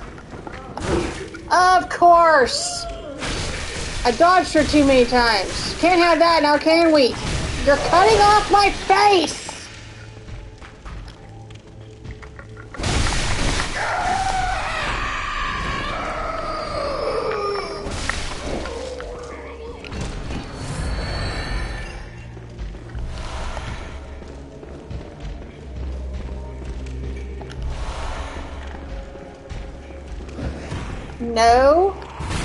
No.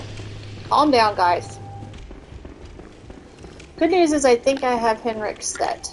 So I can... Well, not his set, but I know I have his... does not have very good thrust defense. Ooh.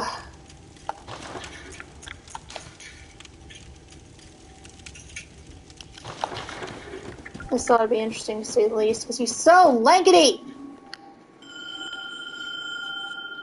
Carl is so hard to hit because he's so dadgum lankety.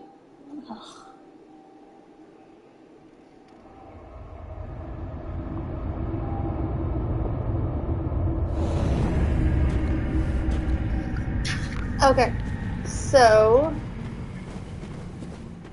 I have on tall.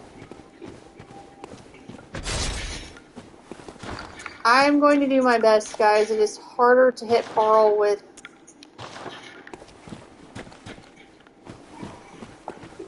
the saw cleaver or anything like the saw cleaver, so.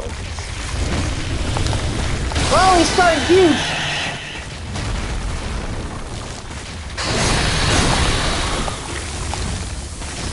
Oh, God. Ow! God! Carl?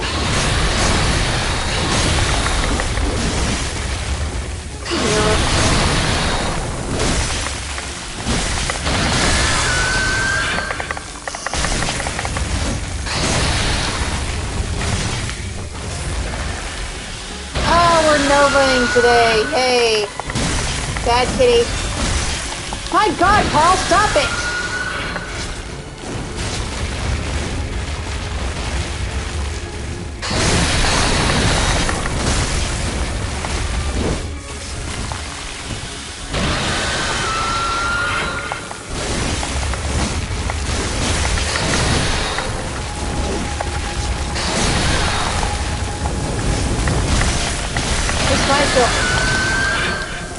God, this is like a Nova Night! Jeez.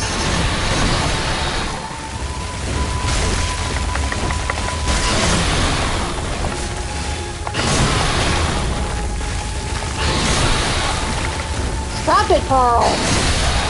Ugh. Told you guys, it's really hard to beat this guy with something you can't hit him with.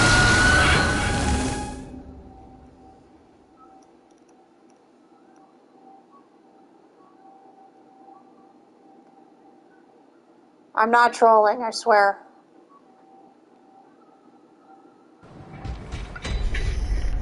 Ugh, you know what? Let me hop back in real quick and fortify my... I'm trying to think if there's anything...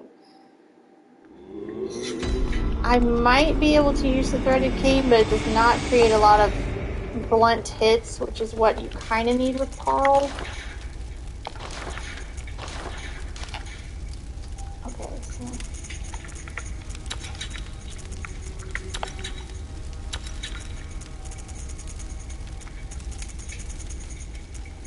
Okay, so I've got a little bit of more hit up.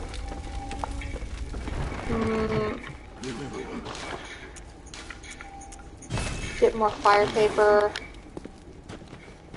I honestly don't think there's anything I can...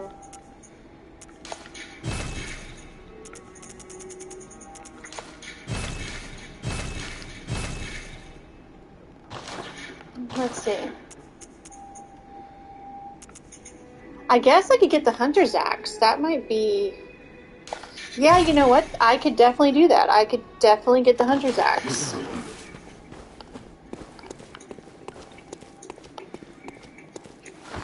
Let's see, I'd have to fortify it.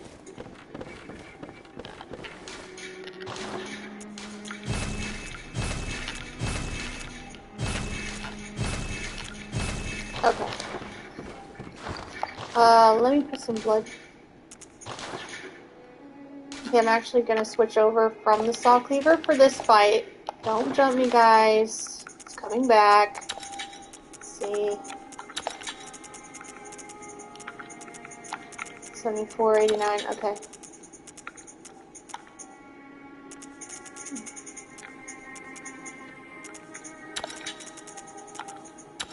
Okay. That's a little bit more power, and switch over from the saw cleaver to the Hunter's Axe for this fight, guys. And Henrik's stuff doesn't really have a lot of thrust protection.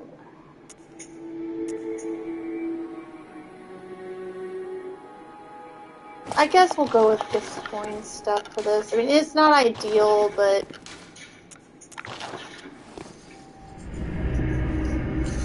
it's better than nothing.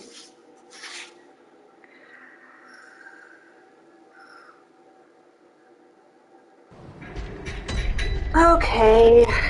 And I'm also probably going to go around a different way, because...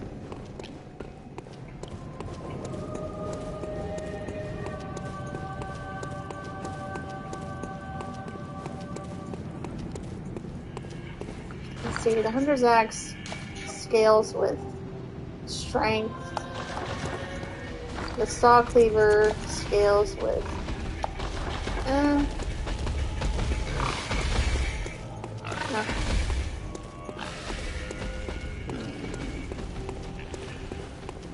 Okay, this is gonna go for...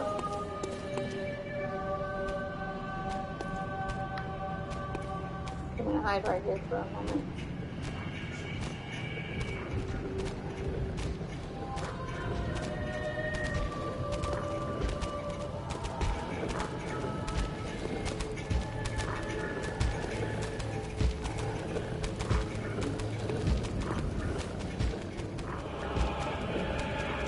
but we're gonna keep going.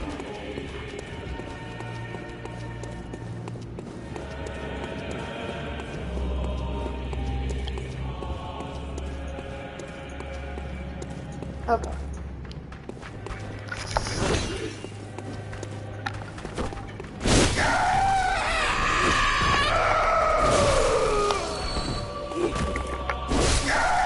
That's really why I went that way instead, because...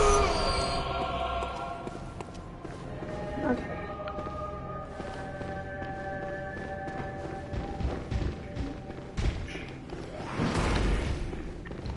Okay. Yeah, I know, y'all are pissed.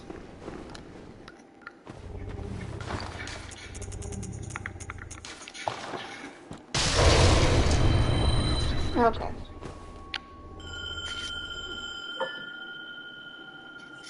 Okay. Antal uses the church pick. That's a nightmare weapon.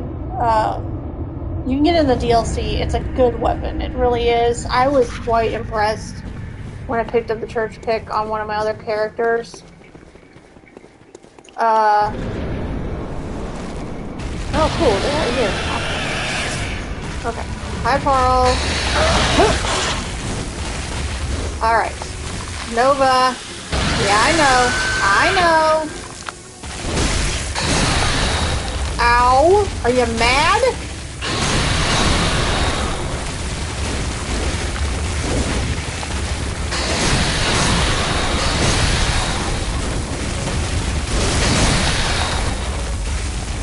You're doing a lot of fun.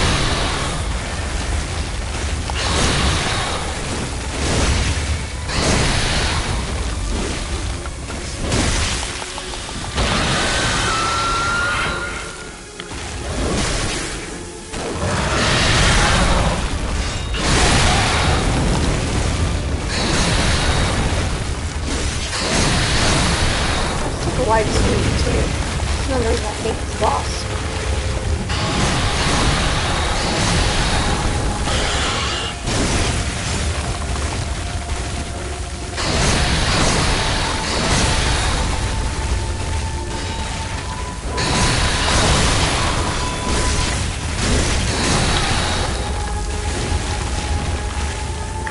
I love laying on top just like casually. Okay, if you're wondering, I'm keeping my health at full because I've got a gem on this.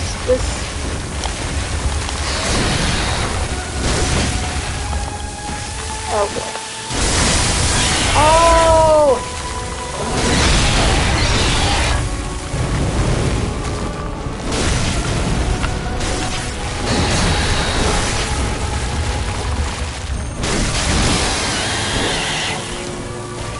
Okay.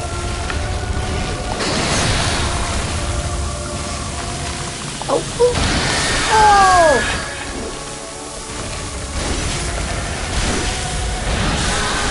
God, Paul, stop it!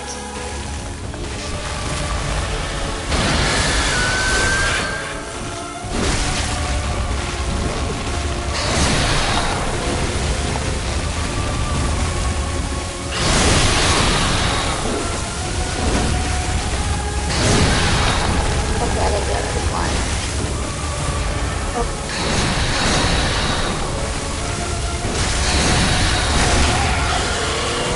Yeah, that's how it's done.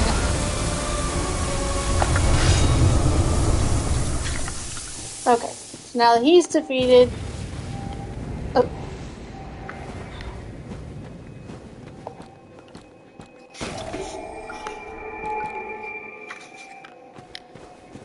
Okay, so I'm gonna step through this. These gates lead to Old Yharnam, and it's a good way to get Yura to be friendly if you want him to be friendly. Unfortunately, I do keep him friendly so I can get his emotes and all that good stuff, but afterwards, unfortunately, I'm a real...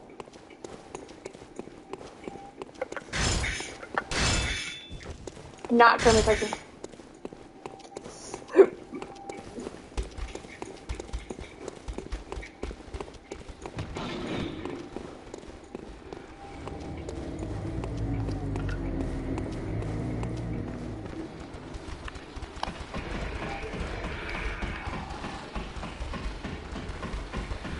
I will go after it. Like, there are a few things you can do with Yura. You can keep him nice, and you can keep him. You can kill him, or you can keep him nice and then kill him. There are a few things you can do with Yura, but is it? I don't know if it is. I don't know if it's Yura or Jura. I just like Yura because I don't know. It's kind of different.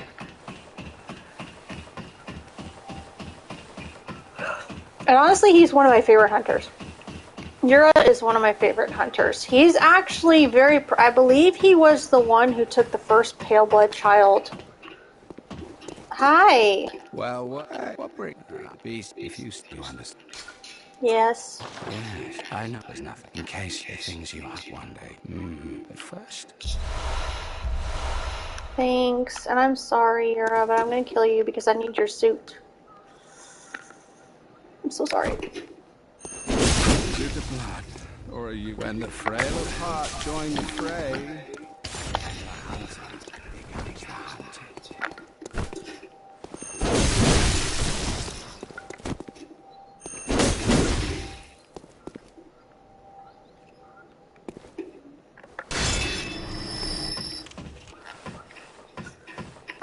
I hate doing that. I will admit I do not like killing Yura. I really, really don't. But it's the only way you can get his clothes, apparently. I tried keeping him nice and getting his garb, but apparently it didn't give it to me. So I was like, oh, come on, are you serious? I actually gotta kill him? I don't want to kill him. But that's what I meant by finality. Yura is the last of the powder kegs. There's a lot of finality in this game. The sequel, you would just wonder what you'd do with it. Okay, so I beat Pearl, got the Spark Hunter badge, got the powder keg badge, which, if you have not ever used the stake driver, holy hell, are you missing quite a weapon. It is a impressive little weapon, let me tell you. It really is.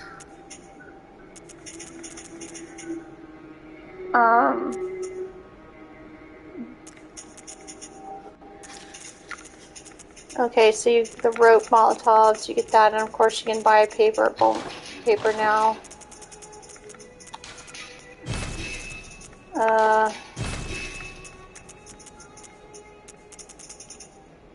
Don't really need that anymore. Okay, so let's see. I think I'm at Bergenworth. Yeah, I'm not high enough to take on the Nightmare. Not where I need to go anyway.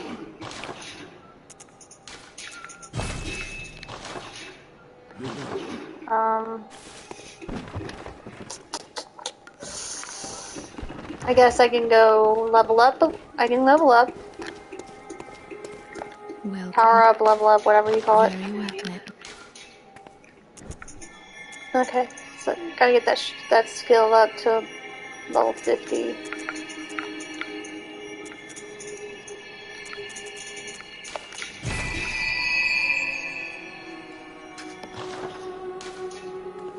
Farewell, good hunt, maid. Okay, so now I can go to Bergenworth.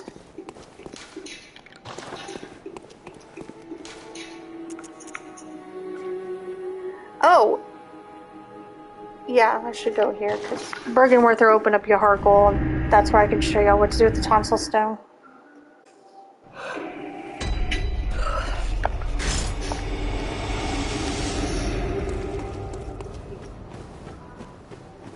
Meow.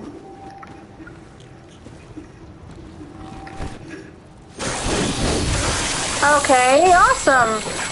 Get off my head! Okay, if you're wondering what a Garden of Eyes is, and I don't mean the YouTuber,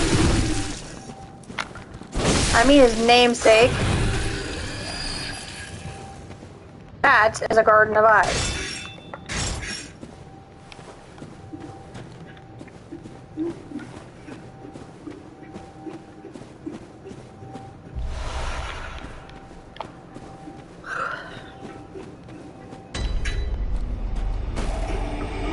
Okay.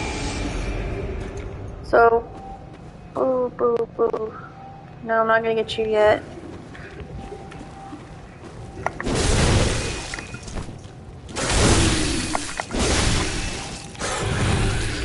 That is why I love the Hunter's Axe. I really do. It's one of my favorite weapons. I have gone an entire game with it. And it's easy to get.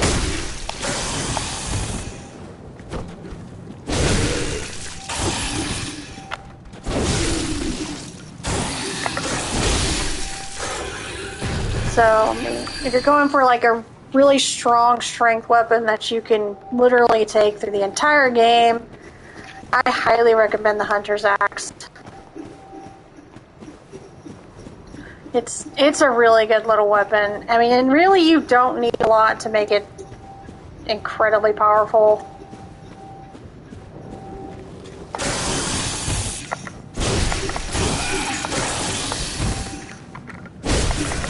These things always reminded me of a child that didn't get its way. And the reason I say that is because if you don't let it hop your head, and you hit it, it'll hit you like throwing a fit. I'm like, seriously? Okay, so this thing.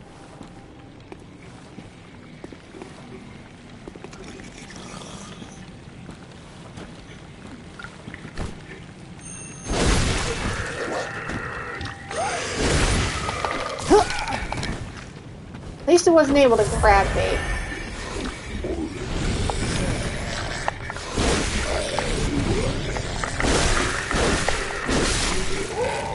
If you want to really hurt those things, make sure you have something with high thrust damage. High thrust does really good against those things. Oh, I forgot to move around my runes like it did. Where'd it go, you silly dummy head?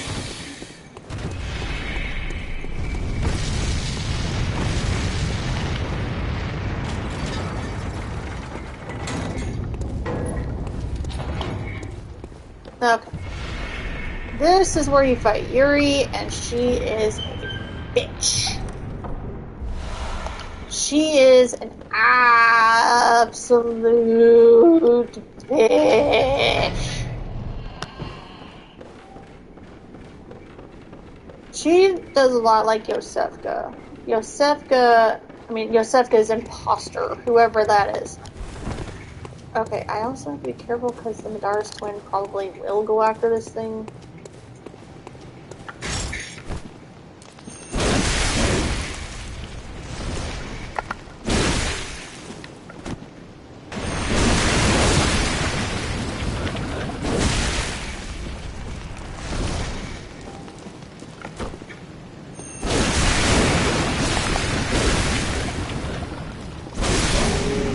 No.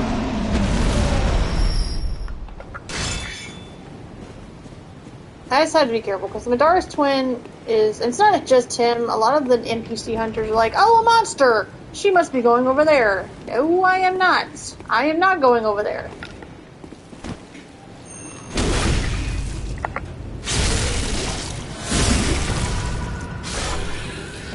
Nope, I am not. I am going over here.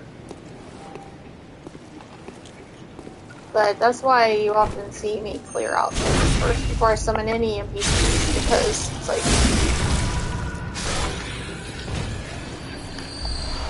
they are programmed to do one thing: help you kill things.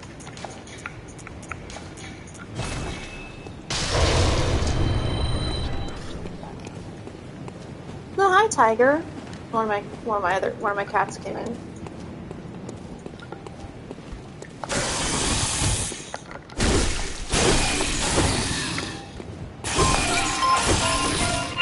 Sorry guys, that is a phone call. Get off my head! Get off! Ugh! Bastard.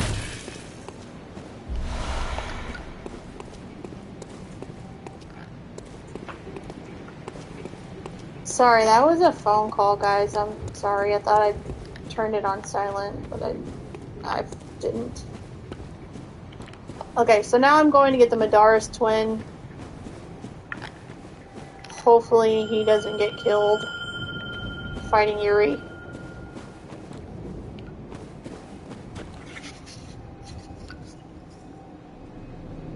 After, I think this might be one of the last things I do on tonight's stream. It's almost dinner time and I am getting super, super hungry. So, yeah, I am super, super hungry. So, this will probably be the last thing I do tonight. Then I'm gonna go spend some time with my kids, so. It's a door, you nimno! What is that? My Madara's twin always had trouble with doors. I don't know about yours. Maybe yours doesn't. Maybe he's more intelligent than mine. Maybe he needs a great one's brain. I don't know. But mine typically will be like, oh, look! Oh! She came down the... Holy crap! Yuri, calm down! Okay.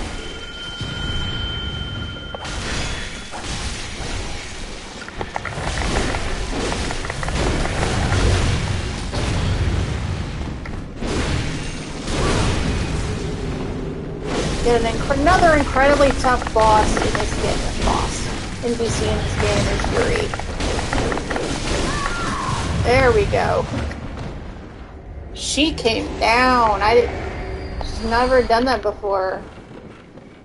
Guys, you're kind of in my way. Okay, hey, you're kind of in my way.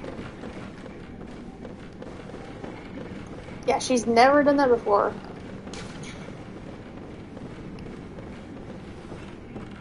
Okay, so when the red moon hangs low, the line between man and beast is blurred, and when the great ones descend, a womb will be blessed with child.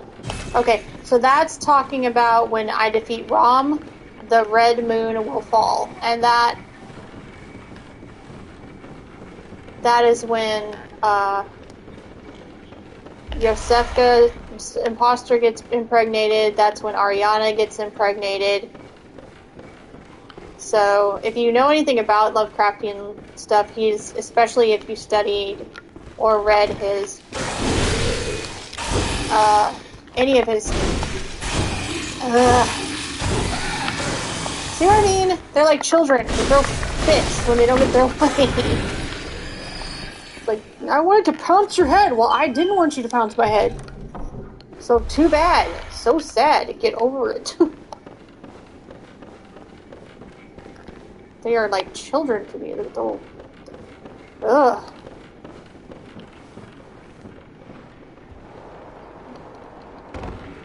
I found her! She's over here! I'm sorry, he's over here! Okay. Okay, for Rom... I didn't switch over my runes.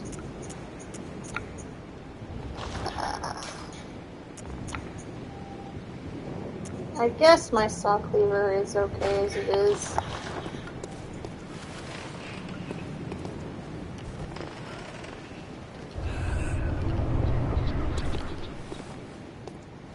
Yes, I know. You're telling me to go jump in a lake.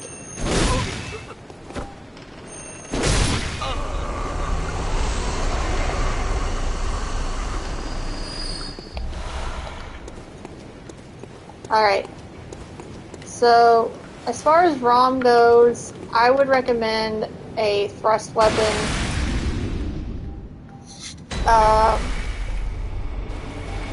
And just really, really taking it slow. Because she... Not only does she have her lovely minions, she also does some high arcane damage.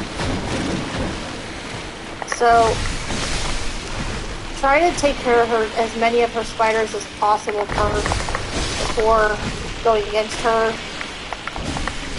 That won't, because she can barely defend herself. So, it makes it easier if you just kill off her spiders, So then you can just go on her. That is my suggestion. That is how I've always done it. And if you have something that hits really hard, you can actually knock her out of that teleportation phase. But just be careful, because she does have some incredibly high arcane hits. And this is the one I'm talking about. That's what I'm talking about. See what I mean? Right there. That is exactly what I meant. I didn't hear her vocal cue.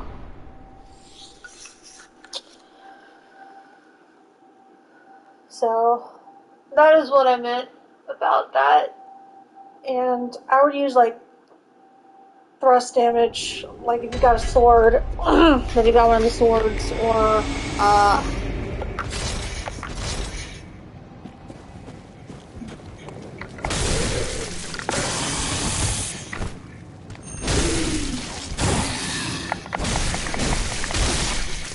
so if you got, like, one of the swords, that does really well against her.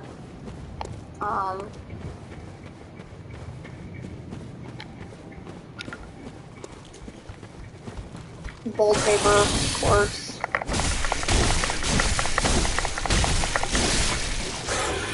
I would highly recommend that too.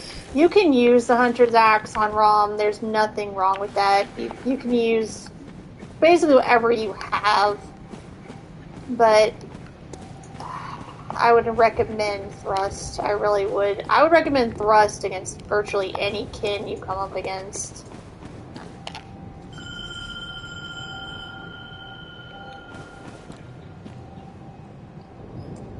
And the reason is because... Hi, Tiger.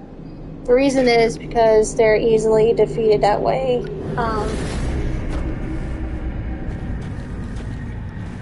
So, let me go defeat Rom. Get us to Yharnam. I'll get us to Yharnam today, guys. I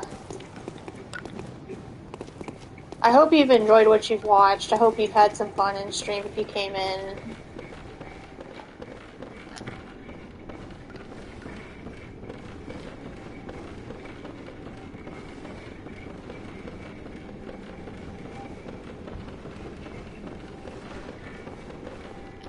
Okay, forgot to get this student uniform. I find it interesting because this particular uniform is what Mikolash is wearing. If you've played this game at all, you know who Mikolash is. This is the game, this is the,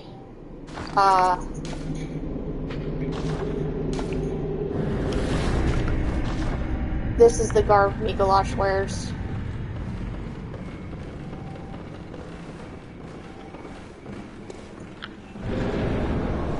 Of course, he's got the Mentis cage over his head, but I don't have the Mentis cage yet. Wah! Wah! Ugh. Again, I mean, I guess, okay, I'll show you guys what beating it, like fighting Prom with the blood instrument. Oh, blood echoes. I will take those back, thank you. I mean, it's not bad, as you can see. It hurts.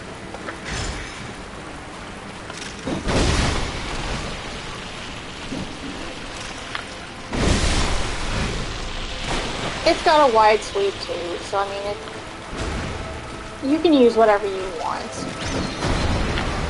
I just always recommend a thrust weapon because it makes the fight easier.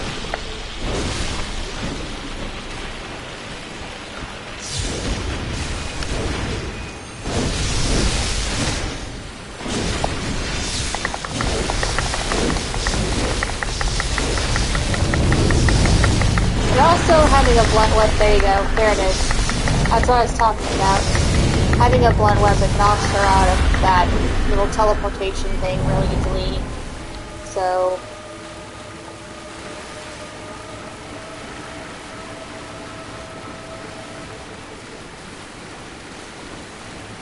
it looks like we might have knocked her into her third phase.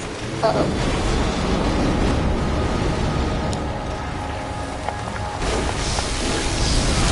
Yep, we knocked her into the third phase. That explains a lot. Okay. was wondering about that. I was like, what's going on here?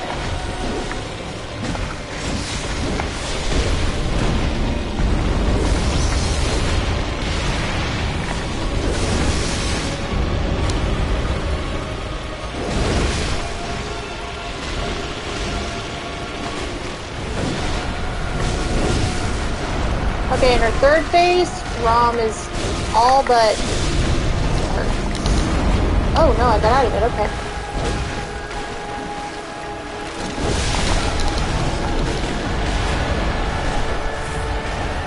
I gotta get them out of it.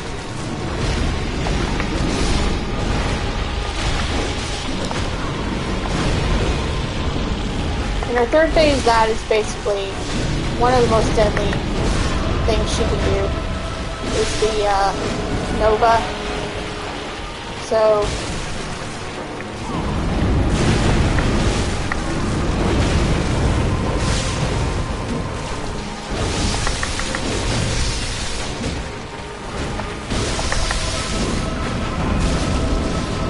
see, you can use whatever you have at your disposal, but I typically recommend having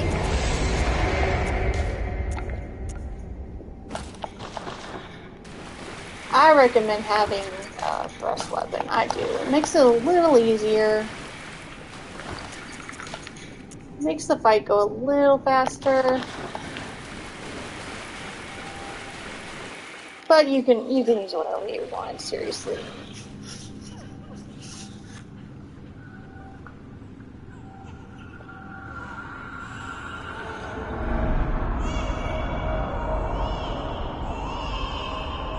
Okay, so now that Rom has been destroyed, the veil has been torn apart, which is why you see the hunter kind of fall through. I did not catch that at first, when that he falls, or she falls, or the hunter falls through something, until, like, here recently.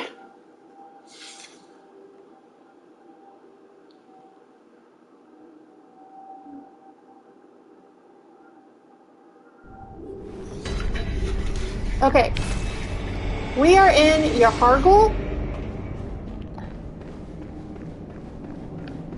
It is the village, it's called the Unseen Village because Rom was the one keeping it hidden from the eye of the public, in a way. There's not really much of a public, but as you can see now, you can see the great ones everywhere, the amygdala everywhere. And if you're familiar with the Cthulhu mythos, obviously that is where the inspiration came from. I personally love the amygdala designs. I think they're very interesting. I love the multiple arms.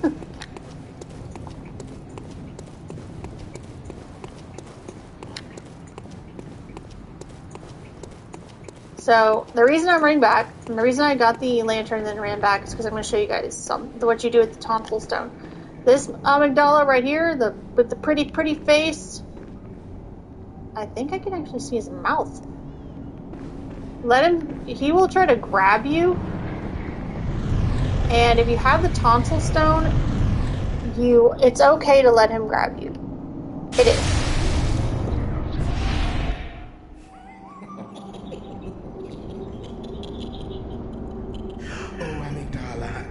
Oh, Amygdala, have mercy on the poor bastard.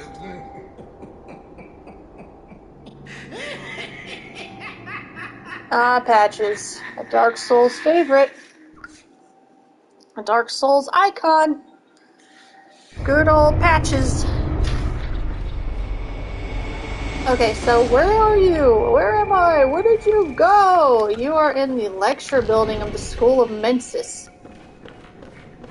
And the reason... Do not forget this door. Oh, no, not that door.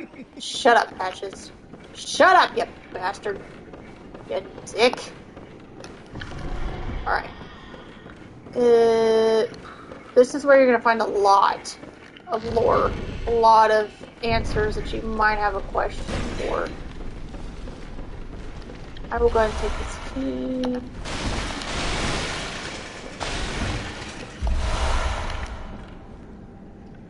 That still creeps me out, watching those things crawl across the freaking floor. Okay, so you can get the Augur of Abritus here. You can get red jellies here. It's this door. Okay, so this door is the one I was talking about, not to miss, not the other one. It's this door, because you get red jellies. It's a very important chalice item. So if you plan on running any of the chalices... Oh my god, you guys are freaking creepy! Okay, so here you go through, we end up in the Nightmare Frontier. Now, if you are online, you will be PvP'd here. You will be. It is a heavy PvP area. It is very PvP heavy. I think I just said that, but if you play online, you will get PvP'd. It is not a matter of if, it is a matter of when. So, if you don't want to deal with the hassle of PvPing while you're trying to go through this area, because it is very large. It is very large, and it is very... There's a lot of stuff here that you can get.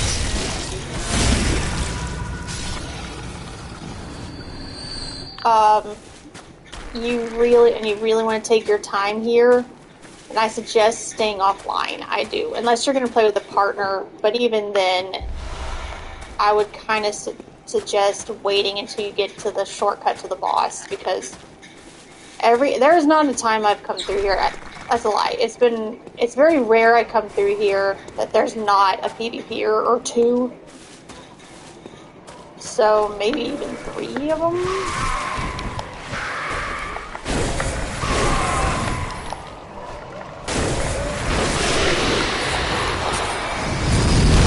Oh!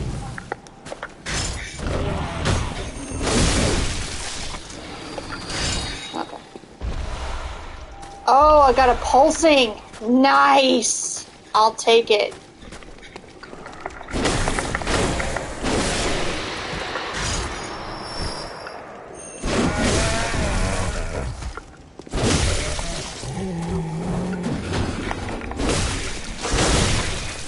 Okay, there we go. Pulsings are healing gems, so if you nail a pulsing gem, congratulations. Okay, so anyway, that is what you can do with the tonsil stone. I'm going to go ahead and bold hunter mark out of here, but that is what you can do with the tonsil stone. The Nightmare Frontier is an optional area, but there are a lot of stuff in it, including the Ailing Loran Chalice. So if you plan on doing chalice runs, you are eventually going to have to come here and do the fight. But if you're just trying to play through because there's a certain item you want, then you don't have to go there. Welcome. But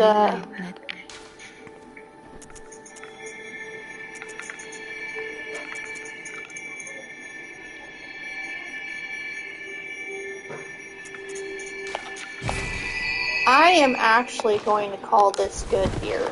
It's a good stopping point. I can go get dinner. My kids are starting to move around, if you guys can hear. So,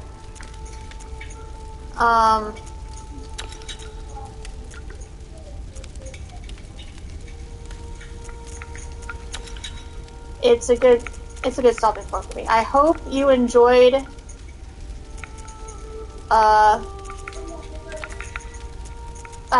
watching me play Bloodborne. I will be playing more of this game because, like I said, it is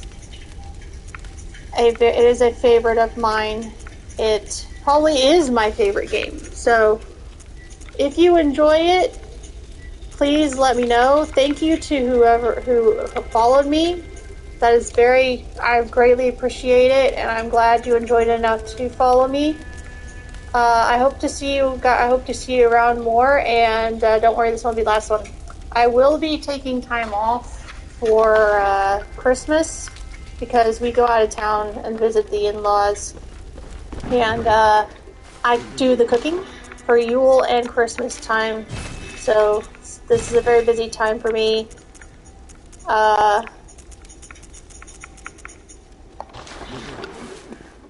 If you want to follow me on social media, you can find the podcast at Twitter at RektIndie. You can find us on Instagram at IndieRekt Podcast. You can email us if you are a gamer or you have a game you want us to play. You can email us at IndieRektPodcast@gmail.com. We would love to see you on our social media. And in 2022, we plan on launching the podcast officially, a podcast dedicated to independent gamers, gamers, authors, and artists. We like to interview them. So we certainly hope to hear from you, and we will be streaming more Bloodborne. I will try to stream some, maybe tomorrow, or I will probably, it depends. It depends. Because I've got some indie games I'd like to play as well. So either way, we hope to see you at the stream. And I do draw too. I like to draw sometimes. So hope you'll follow, and subscribe. And we're still working on fixing the panels on the stream, but they will be fixed very, very soon. We wish you all a very happy holidays, and we hope you enjoyed this playthrough.